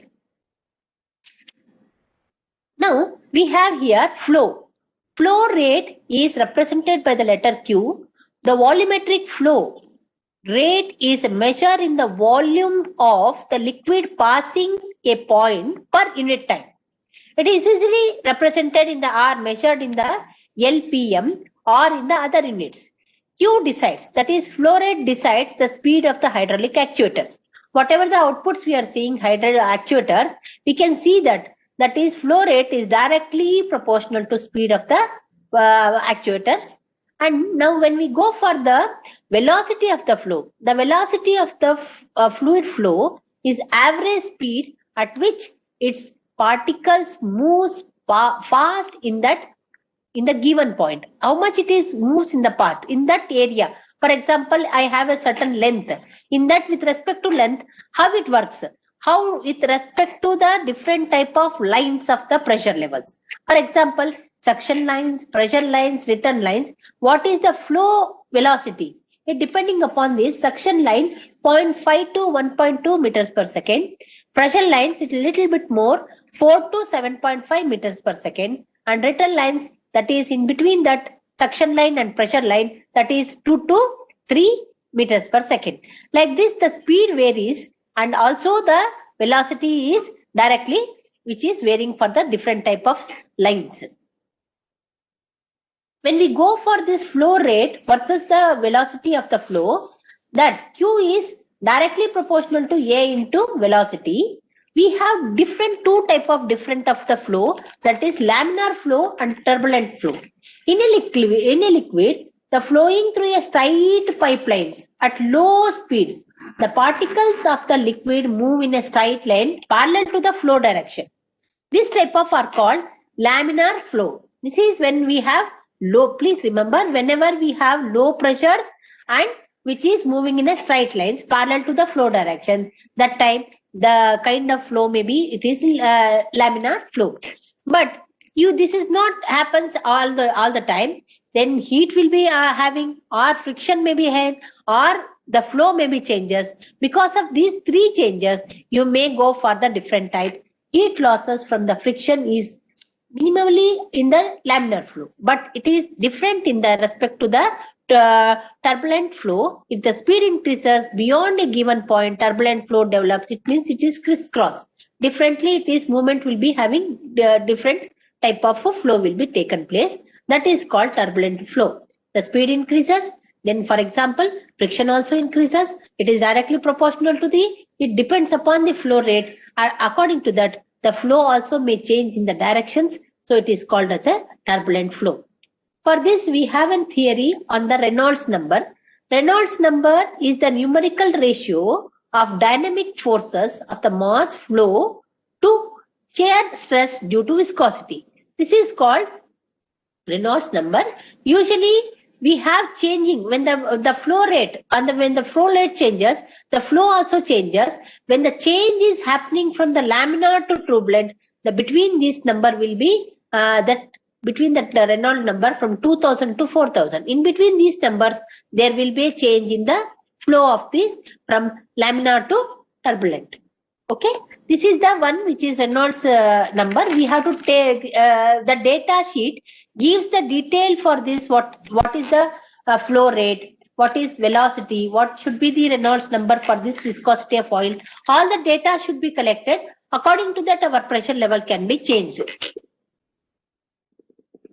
For example, different type of viscosities we are thinking. Now we have shown that video. We have different type of viscosities. When the increase in the viscosities, naturally there will be a load bearing or the pressure level can withstand very enormously. When the withstanding for those high loads and pressures, we have to go for the high viscosity oils. Viscosity is a measure of the fluid resistance to flow. There is two measures of viscosity: absolute viscosity and kinematic viscosity. Absolute viscosity is nothing but dynamic because it is in the dynamic conditions. Is a measure how the fluid behaves under the pressure. Kinematic viscosity is a measure how the fluid behaves under the influence of gravity alone. This is only when the gravity alone. Kinematic, because it is with respect to the motion. The units of absolute viscosity at 1 poise, 1 dyne per centimeter square, or 1 cp is equal to 0.01 poise, or 1 Pascal seconds, that is newtons per meter square second. Like this, we can go for the different units for absolute viscosity.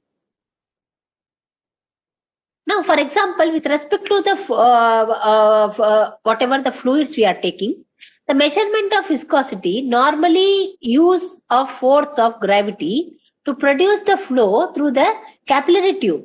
That is, we can say that viscometer at controlled temperature. The viscometer obtains by this method of measurement is called as kinematic measurement. For example, we want to check for this in the how much force it is going, how it is dynamically it is calculated. For that, we go for the kinematic viscosities using the viscometers. Units of kinematic viscosity, one stroke is 1 centimeters per second, and 1 CST is equal to 0.01 strokes. In the SI unit, 1 is 1 meters per second.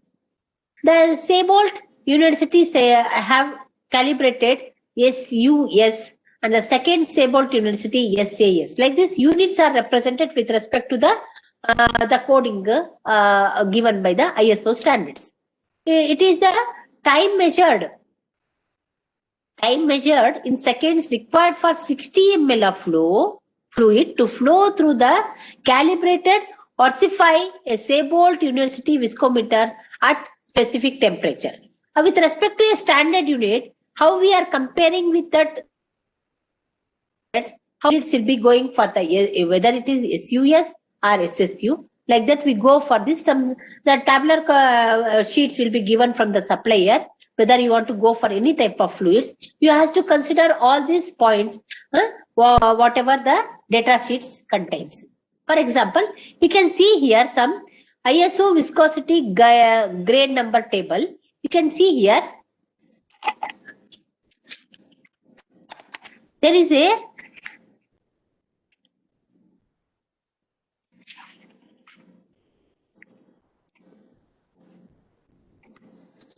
for example, by the Society of Automatic Engineers, SAE 1911, in 1975, in the International Standard Organization in ISO, with the American Society for the testing materials, that is ASTM, etc., settled upon the approach to establish the viscosity measurement method.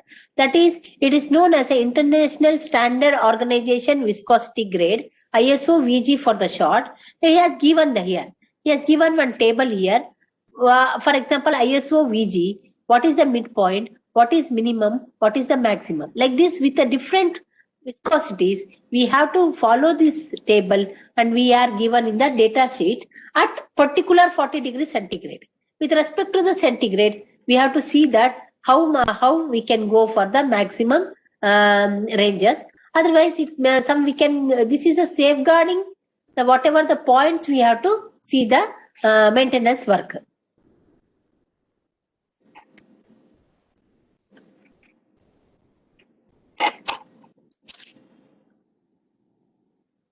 So when we go for the compressibility and bulk module, the hydraulic fluids exhibit some degree of compressibility as a result of increase in the pressure.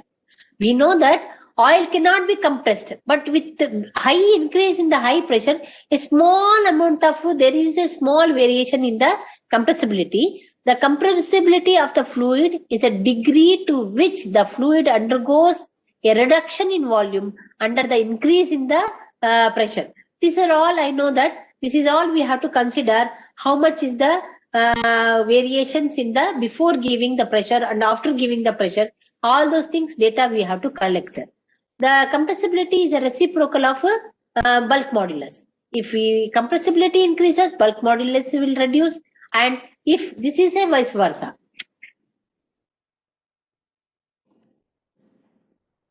And when we go for this, we have hydraulic system with a high power density, compactness, easy force multiplication, lubricant fluid medium, high dissipation with the heat, and smaller designs, great flexibility, overload protection, safe and reliable, and also future we can interface the electronic interfacing like a solenoid valves, proximity sensors, and we can go for this PLC control. These are all the advantages of hydraulics. Here we can go for this. There is a huge transmission of the power from one form to another form. That is, and also with us with the help of this all these standards, we can follow a very safely and without any failure. We can go for the higher production or higher applications. Like this, we can go for the simpler design, which is, for example, in this electricity, there will be a voltage fluctuation, or there will be some short circuiting. So many things will be there in the electrical system also. If I go for the electronic system, there will be a desoldering things, and there is a small components we cannot identify, we cannot replace it. But hydraulics and pneumatics is the very good area where you can see the live flow of the energy, and we can rectify that. In electrical and electronics, something happens means we cannot troubleshoot so soon. But in hydraulics and pneumatics, you can troubleshoot very easily with the help of cross-sectional walls and with the flow of these pipelines, and with all this we have to take some care in maintenance. So there will be a free of dangerous. Only in the hydraulics, whenever the oil we are considering, we have to see that there should be a safeguarding with the fire. Otherwise, hydraulics and pneumatics is the very, very good areas where we can go for the more advanced applications. Now, next when I go for this, some of the disadvantages of pneumatics, I know that pneumatics are hydraulics. Sorry, now we can come back to the hydraulics. The energy level, maybe it is not with very efficiently like electrical. We have contamination control. We have to maintain some things because oil and it can may leak out, or dust particle may go inside. There will be a maintenance, regularly maintenance should be needed for hydraulics.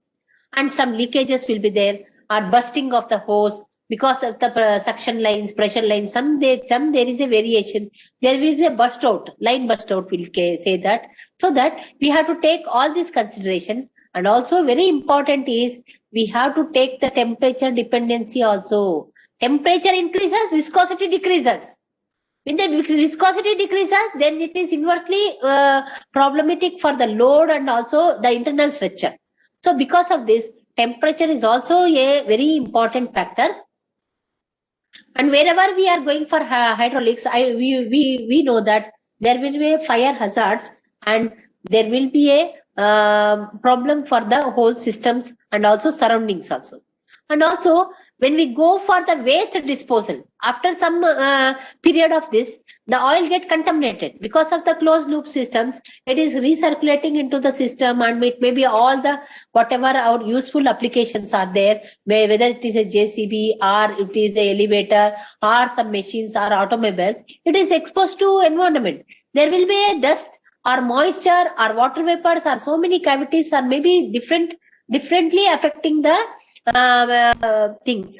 So there will be definitely there will be a that contaminated will be oil. That wastage disposal will be very, very problematic. We cannot waste wherever we can show, like water will be there, we can leave everything in the drainage system. But oil is so contaminated, it will be not get more easily to a reconverting to the resources. So it is very, very problematic that how to waste the waste disposals of the oils. And there is a cost also. It sometimes it may be costly compared to our electrical systems. And here there will be also a noisy. Why noisy means whenever there is a without any maintenance, the hissing sound comes, and there will be a pump will be running, and that because of that there will be a noise in the things. Noise, lines burst, and cost, energy losses. These are some very, very disadvantages of with the hydraulics. When we compare to the pneumatics, means we are not having so much maintenance work, and it is an open loop system. After compression, the air will be taken into the system, And after the functioning, after that exhaust ports will be there. Exhaust port exhausts the air outside the atmosphere. So that air will escape outside thing. That is also we are prepared the thing without any moisture and dust particle. That air will be going to the atmosphere. It is nothing affected by the environment. Compared to the pneumatics, hydraulics is little bit different. But hydraulics and pneumatics has its own applications in different sectors. Whenever we go for the different type of pressure levels and for example applications, we have to go for the hydraulics, but little care should be taken, and that will be solved without any wastage of the things. So this completes my fluids. On the fluids, now I'll take on the power pack. Now what is the function of the power pack, how it works? Tomorrow after showing the symbols, I'll go back to this practical session. 1.5 days is a must and should be theory. After that, after understanding the cross section and symbolical and walls, we can go directly to the practical. 1 or 2 practicals I will show on the things. Okay. Yes, sir.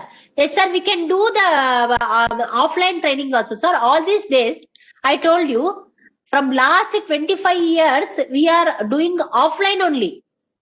Offline only. The people used to come here and they used to stay in a whatever the specified ONGC hotels, and they stay here, and lunch will be provided in our mess, and with a very enjoyable environment of a Bangalore, they used to enjoy the training also. But because of this corona, this pandemic I think it may be going to be ended very soon. Hope so.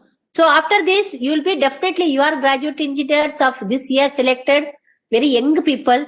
You are always welcome to offline session. We are also praying for God to come offline, because all these internet issues and all these technologies, we are unable to give the mechanically hands-on practice. That is very, very important. After you are doing only, you will learn. See, I cannot give the video without any stove and kitchen. Cooking is not possible without stove. Like that, here also, without trainer kit and hands-on practice, you will never learn all the whatever the applications. But I hope so. We'll come soon, and we'll come back to you again with the offline line. Definitely, we'll come back. Okay. Things. Thank you for asking the offline. We are also eager to see your batch. You have to come here for pneumatic and hydraulic lab, and you have to do hands-on practice, and you are also enjoying the training. But it is here now, we cannot help you without any things. Okay, shall I continue? I'll continue for the power pack.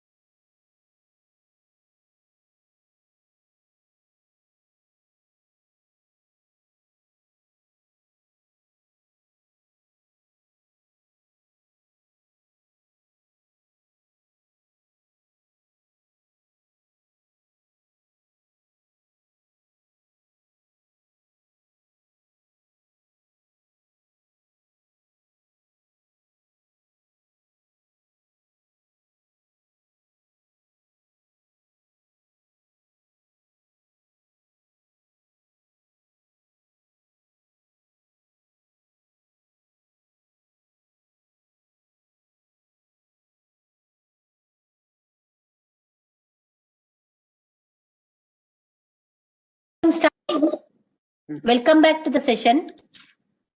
Now I'll start for on the PPTs on the this one, fluids. Now this is the part where I am completing the fluid part and power pack. After completion, that we'll complete today's session. Tomorrow we'll go symbolically. Symbols actually I added in the session. I posted a schedule on the group. According to that, we wanted to try to complete that. But today, because of some disturbance, I'm completing the hydraulic fluids and power packs. Later, we'll go for the symbols today morning with a fresh set. So I will show you there how to identify the walls, symbols, working function and practicals. Tomorrow fully practicals only. Today you let me complete this fluid power and power pack. Okay. Now you know hydraulic fluids. Hydraulic fluids will be taken care with respect to the viscosities.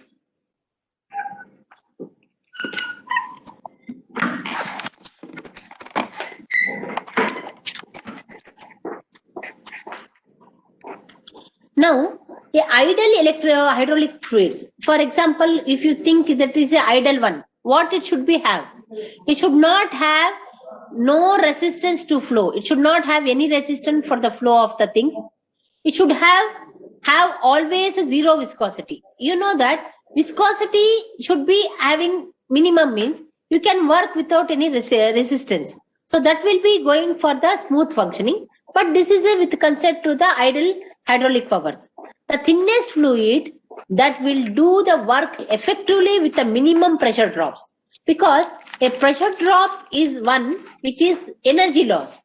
For example, if I don't have any restriction, for example, you are moving in a vehicle, you are not having any hump or any signals, then your journey will be very smoothing. But if I consider same thing in the voltage and current and resistance manner, the current will flow with very fast without any resistance. There will be no voltage drop. So wherever there is a more voltage drop, there is a loss of power. Like that only, in hydraulics also we can imagine that the resistance should not be there, and for that resistance should not be there means there should be a low viscosity and work will be effectively with the minimum pressure drops. The property do not change with use, but this property should not change. For example, I have things with different type of variations in the temperature or with the season wise or temperature. It should not vary the property. The oil should be, whatever the fluid you are taken, it should be ideal. For what purpose? It should not have any resistance.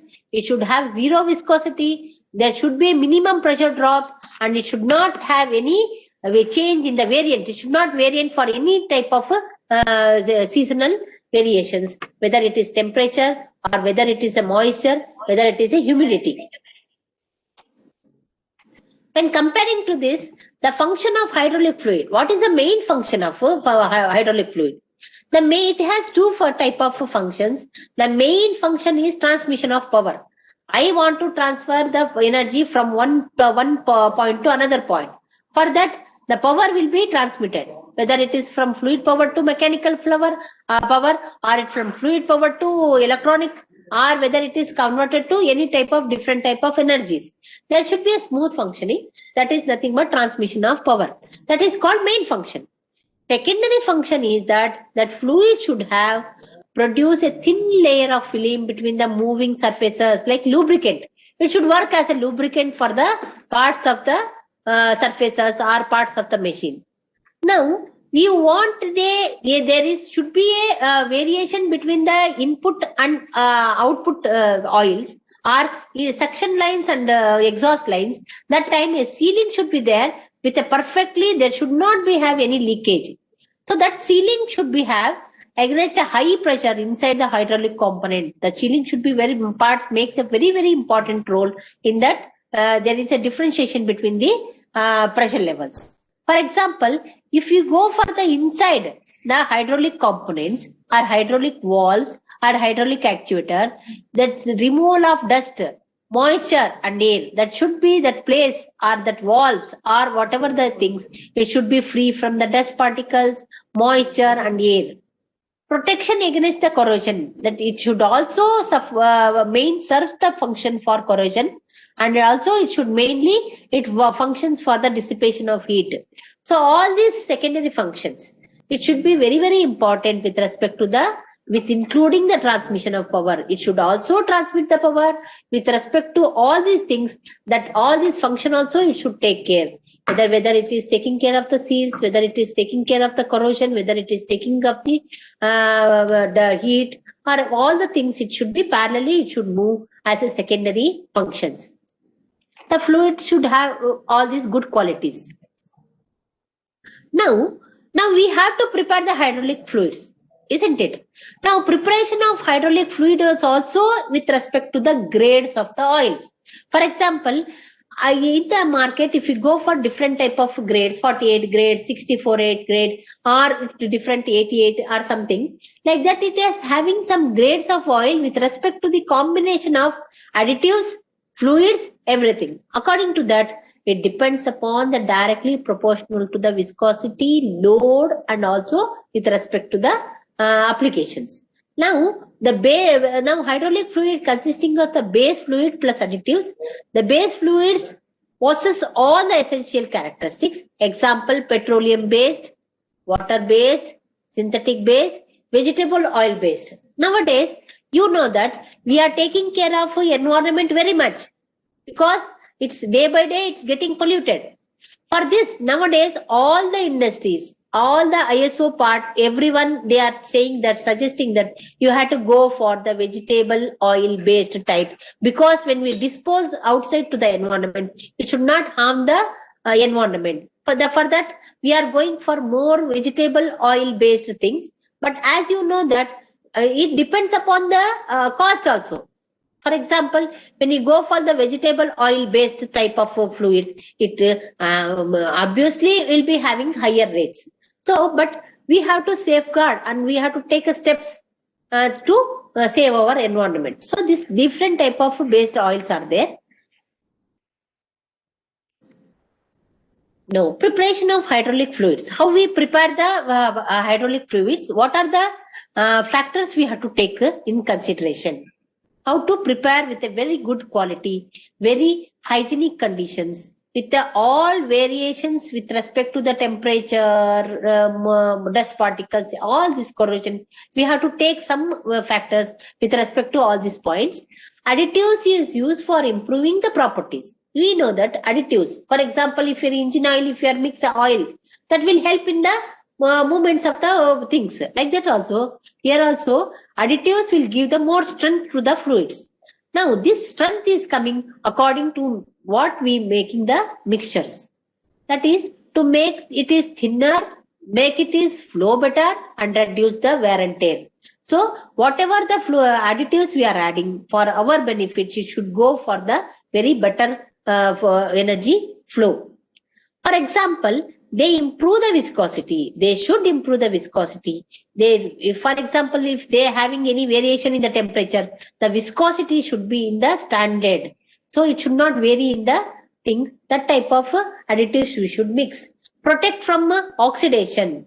Some oxidant additives should be included in that oil so that it should have the protect the oxidation. Reducing the foaming. Foaming means it is having some air cavities. Or cavity will come, or it may go for the more corrosion type of moistures. That is should have foam suppressant. Suppressant means it should suppress that whatever the foam is forming. Protect against the corrosion. It should always anti-corrosion type of additives we should add, so that we can improve our this all. If you are taken care, there will be less maintenance in the hydraulic system. If the less maintenance, then will be more production and more applications we'll get for the things. For example, viscosity index improvers, anti-wear AW additives, corrosion inhibitors so that we can go for the lesser corrosion, anti-foaming agents, demulsifiers or extreme pressure additives, oxidant inhibitors, detergents, where we can go for this type of cleaning purpose also. If we have anything, oil or sucked into that, that is also should have flow in that. So emulsifiers, pour point depressants, all these points are example taken when we prepare the hydraulic fluids. These are all points we have to take consideration when we prepare the hydraulic power. The hydraulic fluid, for example, for a human body, if you are taking very healthy air inside, all our whatever the things is there, it is good food and good breathing system or good environmental not polluted air will help the more maintenance of the body. Then we'll be free from all diseases. Similarly, here also when the hydraulic fluid and will be very essential for all to get the very good hydraulic systems. These are some points should be considered.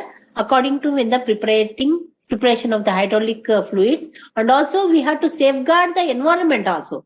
By safeguarding the environment, and you know that this is even though it is a closed loop system, after some year of span with respect to the grades of oil has span period. After this span period, it should be discarded. After discarding also, it should not harm the environment. All these precautionary measures we have to take with respect to hydraulic fluids. Now additives and their functions. Now, preventing all these things, it has also some very important things. Anti-wear additives prevents wearing under the light loads. The extreme pressure additives prevents the surface damaging under the several loads. It is doing the particular thing for the surface preventing or damaging things. We are going for the more cushioning type. Like that, we can go for this. Corrosion inhibitators prevents the corrosion by oxygen and water. Now, this we know that if wherever we have this preventiveness by oxygen and water, this also gets minimized. Oxidation inhibitors inhibit oxidation for the fluids. We know that whatever the healthy flow or healthy breath inside the hydraulic fluids, there will be a more life for the fluids. The viscosity index improves the reducing the dependency of the viscosity on the temperatures.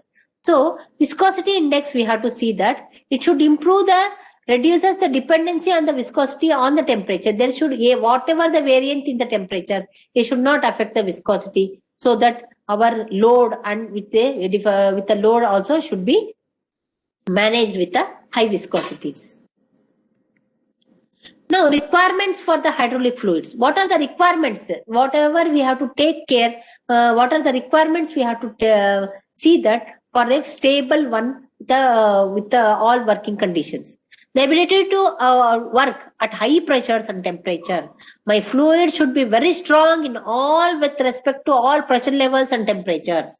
My fluid is strong means then all type of works it can handle by the machines. Viscosity not too high, not too low. The viscosity, if it is too high, means it is more resistance. If it is too low, means it may be leakages may start. Leakages may start because of the low viscosity also. Viscosity should not change much with the variant in the temperature. Good lubricant, oxidation stability, anti-wear property, corrosion inhibiting property, all those things are a very good properties of should be having for the hydraulic fluids. Now, when we go for the good thermal stability, demulsibility, foaming resistance, filtrability and compactability, we have to go for all these factors where economically or ecologically should have a fire resistance and good food grading quality fluids, and special type of applications we have to take care in with respect to the all different food processing industry or cement industry, or when we go for the different type of hygienic condition where we go for this aerodynamic.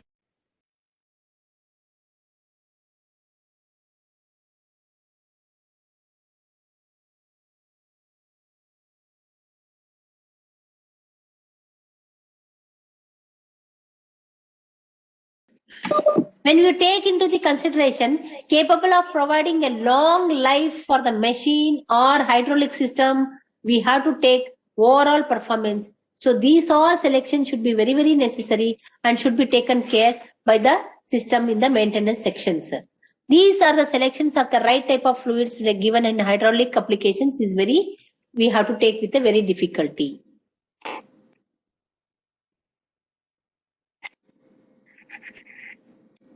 Now, when we go for this,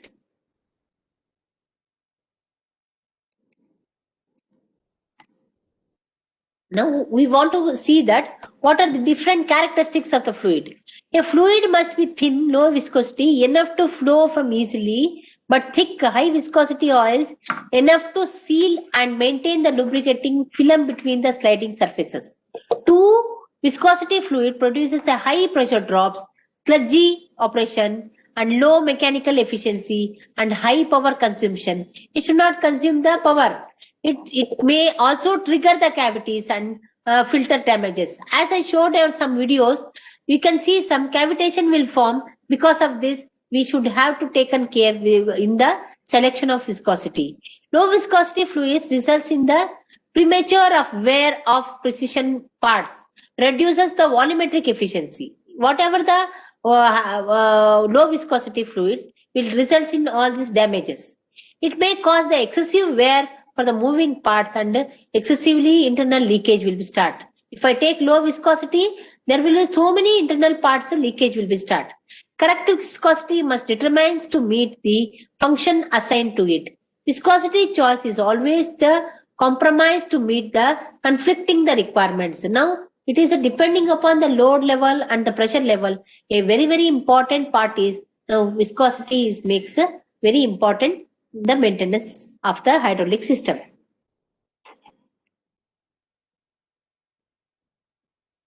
Now, speaking to the viscosity indexes, measures the low viscosity changes with the temperature. Ideally, a fluid should have same viscosity at low temperatures as well as high temperatures. However, this cannot be happens. You know that the temperature is we will be having when continuously functioning for the machines or JCBs, automatically temperature increases. So there should be a heat dissipation. With the heat dissipation to the things, then only our viscosity of the oils will be in the with the conditions, normal conditions. Fluid comes close to the reaching the goal very high with respect to the high viscosity indexes. A low viscosity fluids indicates wide fluctuations with the temperature. So we have to see the applications. We have to, by selection time, we have to give that viscosity index where we how to changes with the temperature. It should be taken care. Okay. Now, fluid compressibility, it is the degree to which the fluid undergoes a reduction in the volume under the pressure. Now, if the volume, I know it is not incompressible. Fluids is not incompressible. But with undergoes with the high pressures, there is also, it should not vary the more volumes.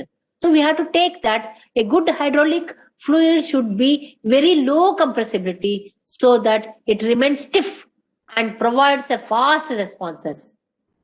The mineral oil typically undergoes about 0.5% reduction in volume. For example, you know that when we go for the 70 bar, when every 70 bars, if we keep on increasing with respect to the range of 70 bars, if I think, the mineral oil undergoes a 0.5%. This is very good example for it is very stiff and it gives the stiffness in the change in the viscosity index. Effect, the positive displacement pumps. The effect of incompressibility shows, that is, compressibility shows up a low loss in the fluid volume. This loss represents the power losses because a few actuators recapture of the compressible energies in the fluids. The compressibility has an adverse effect on the system operating with the high temperatures and pressures. If we are having with the variations in the compressibility, that is not good for the higher temperatures and pressures.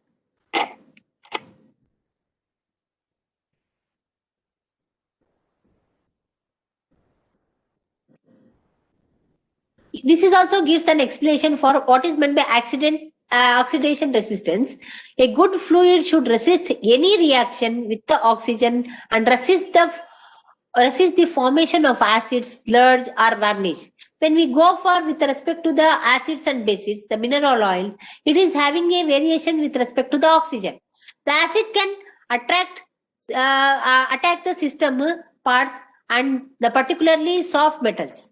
If I go for antioxidants, then it will be neutral and then for the things. When by adding the oxidants, we can reduce this reaction between the acids and the metal part or with the fluids. All those things we can take care.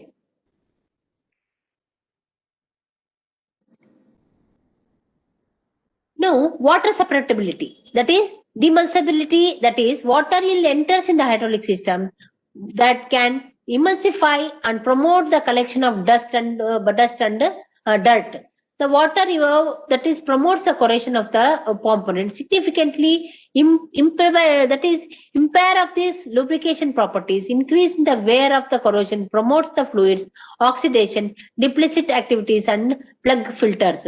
So we have to go for whenever the corrosion, there's a small parts, small dust particle keep on removing from the surroundings or surfaces of the metal part, that will become a dust particle. This cumulative process of this will damage all the filters. So it may be go for the huge damage for the systems.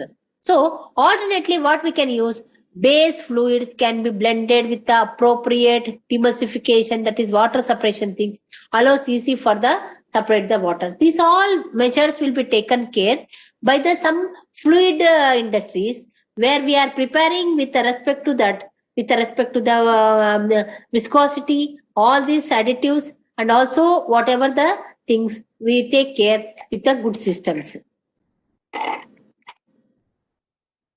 Now you know that corrosion properties also there with respect to two type of corrosion. One is system resisting and acidic chemical reaction.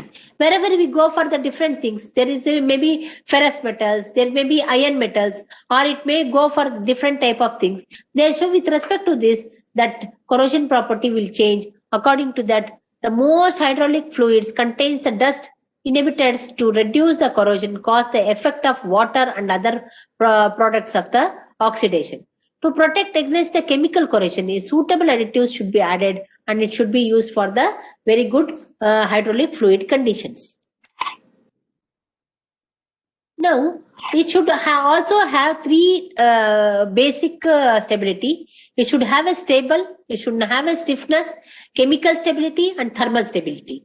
After all these properties, we say that, and we have taken a very good hydraulic fluid, that fluid will be giving a very good life to the systems, very good hydraulic machines or hydraulic JCBs or whatever the applications, it will give the stability towards all those things. Apart from this, there should be a heat dissipation, compatibility or filterability. Everything should be go with the fluids. All these makes a important factors for the selection in the hydraulic fluids. Now here also some other things we have to see, that fire resistance, pour point and flash point and fire point, it should be taken in this. How much degree things below this is expected for the temperature, and the lowest temperature at which the fluid can give off the significant changes. So what mixtures we have to take with respect to the fire should not caught for the things, ignition or nearby fluids. So all these factors makes the characteristics for the things.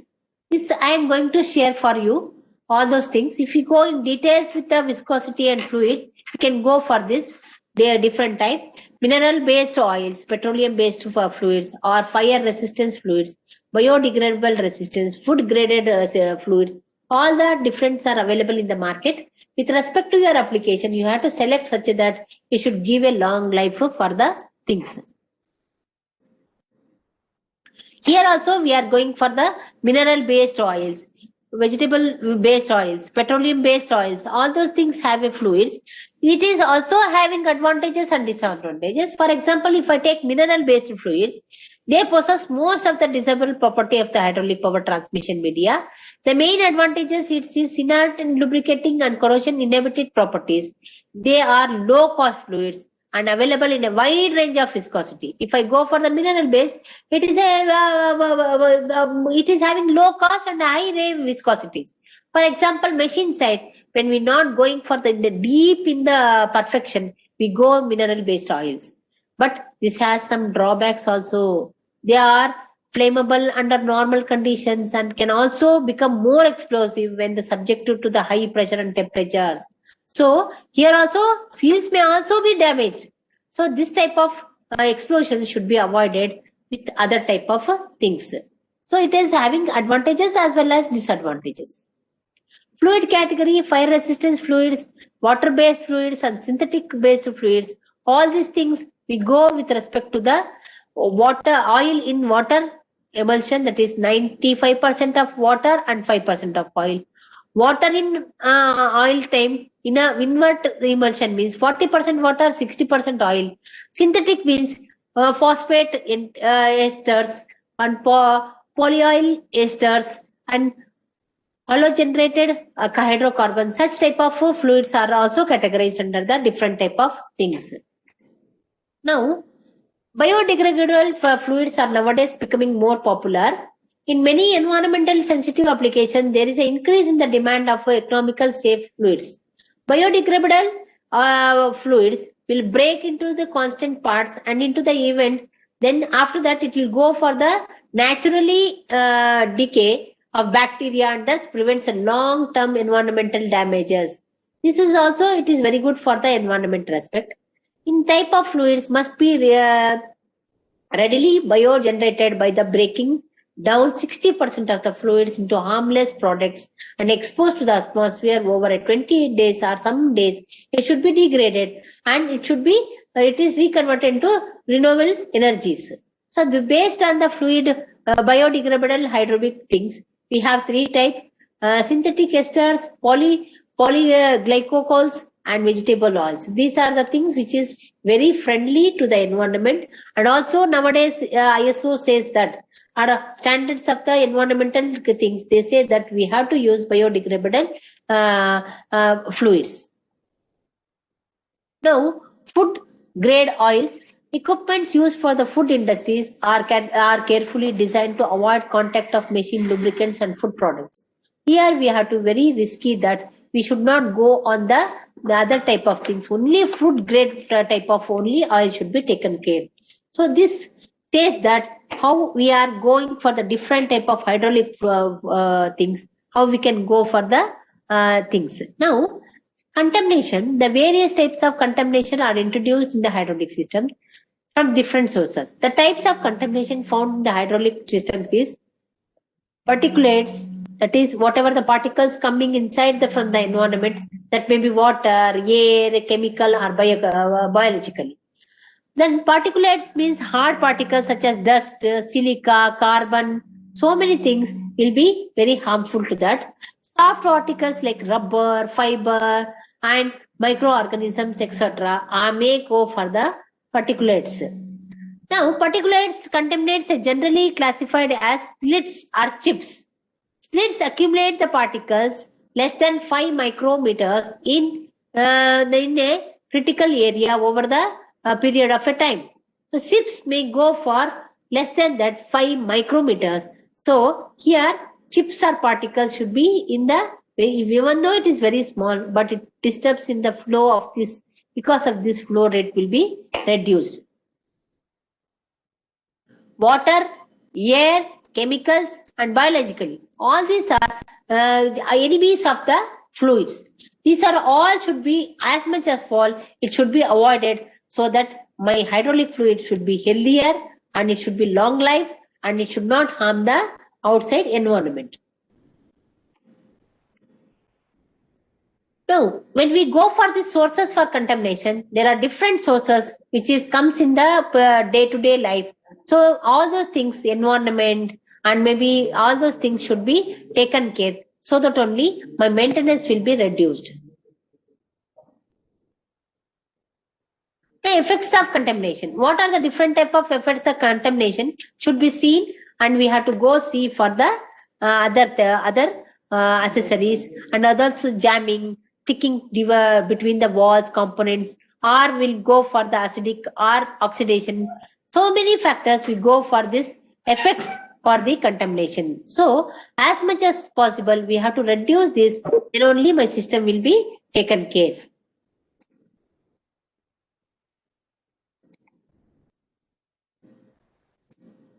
Now here with the range codes, for example ISO 440-1199, range codes are given, number of particles per ml. These are some of the tests we are taken places in the labs, so that we are given some things, range codes and number of things, particles per ml. It is measured and tested, so that a table in here shows that different type of things. For example, consider the cleanliness level of the fluid classified by the 3 number of range codes according to ISO. 8, 16 and 13. For example, 8, 16 and 13. These are the range codes. This specific is based on the number of the particles, that is whatever the inserted contaminated particles. It should be less than 4 microns or in between with the 6 and 14 microns. A number ranging from 4 microns in the case of 300 to 2500, 6 microns 320 to 460 and 14 micron from 40 to 80. Like this, the ranges, as much of this range code changes, the range of the particles per ml also things. You can go for this. Here you can see a chart of a table which gives the ranges of the codes according to ISO. So, the fluid cleanliness levels of typical hydraulic component according to ISO, a gear pumps or motor should go like this ISO code. Pumps and motors or vane or piston types should go for like this grades. So that is the grade means it should be ranging from like this. For example, 18, 13, 40, 80 or 11, 10, 20. This is that one which is the higher one and lower. This is the range we are giving. Like for example, 18, 16, 13. With this range, it should vary between these tables. So this vary this between tables. From 18 to 13, we can consider this type of coding ranges. Like this, some ISO standards we are taken. In that, new unused fluids, proportional valves, servo motor control valves, or directional pressure control valves, flow control and cylinders. For this different type of codes, ISO codes are given. This is a small typical topic for this hydraulic fluids. So much care taken should be for this fluid which is intake for the machine. If the intake is very nice, then the maintenance will be free and there will be a long life for the machine or the vehicles. So, I hope you are understanding. Hello? All of you left the meeting? Are you are listening? Yes, ma'am. Yes. You are listening. Yes. It's not boring. I know that it is a boring because it is a verbally we are showing. Now I'll show some of the videos which will be very interesting to show the things. Okay, some videos I'll play. So hydraulic power pack, shall I start today or tomorrow? Sir, can I continue with the hydraulic power pack? Ma'am, please do it tomorrow because we are already done. Yeah. Yes, sir. I can understand. Your people are working people. You cannot sit for a longer time. I know. I can understand that. So I'll show some 2 to 3 videos. Then I'll end up with the session. So tomorrow we'll start the session by 10. So tomorrow I hope everything will go smoothly. Now we changed all our setups and internet points and all. It is rectified. So hope tomorrow I'll start with the power pack. Then very important things is symbols and identification of walls and cross section function. Then we go for the practical. Okay. I hope we'll play 2-3 videos. Then we'll go for the things. Today I'm sharing you whatever the PPTs I've taken today, videos, PDF form of the material, and tomorrow some of the material I will share today itself because tomorrow you can see and you can ask some doubts. Okay. Is it okay? Yeah. Only 10 minutes, sir. Give me 10 minutes. Then I will end up with a session.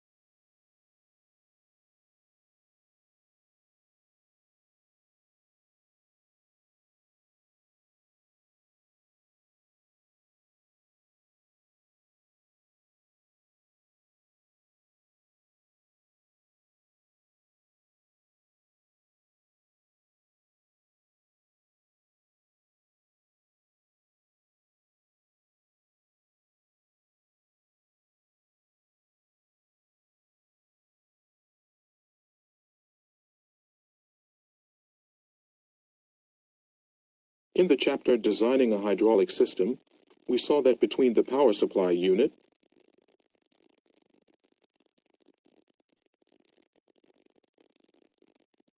and the drive unit, the power control section makes sure that the system actually performs the functions for which it was designed.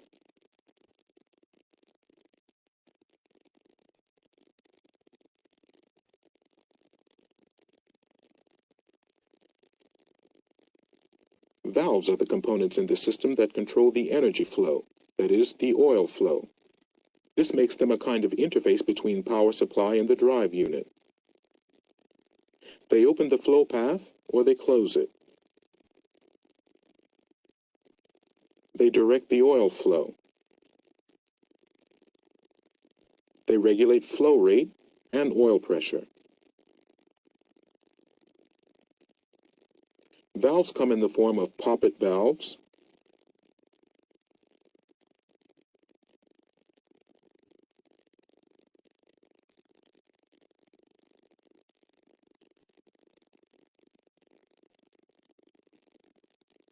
and slide valves.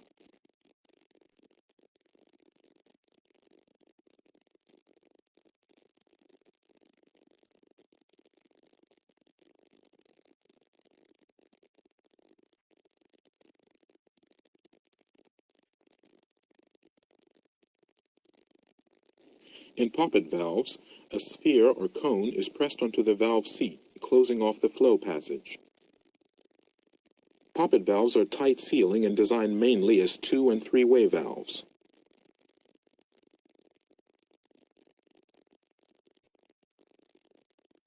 In slide valves, pistons open or close flow paths by moving back and forth, thus sealing off or opening bores.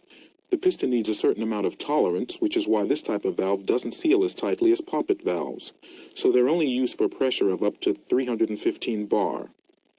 Slide valves can open or close several flow paths at once.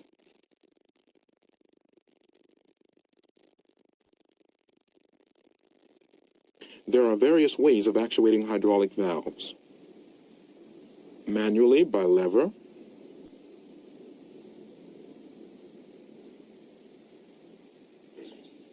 or by foot pedal,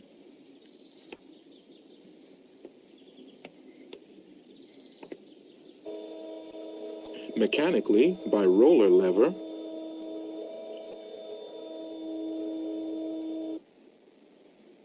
or by spring,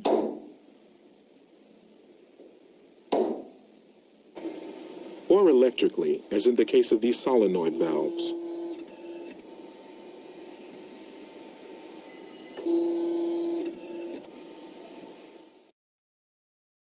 Designing a hydraulic system, we saw that between the power supply unit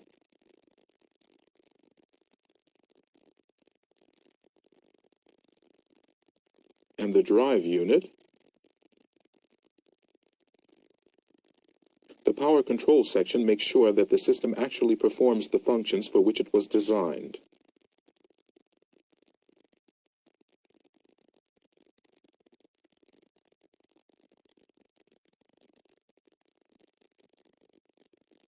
Valves are the components in the system that control the energy flow, that is, the oil flow.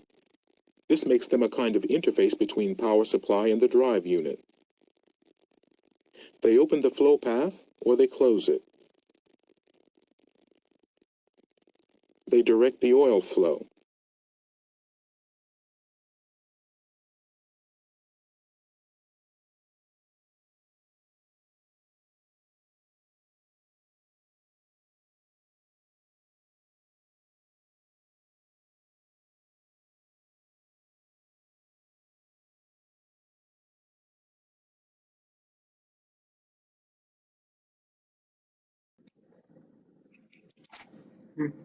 Hello, good evening to everyone.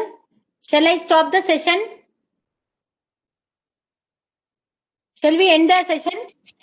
Okay, ma'am.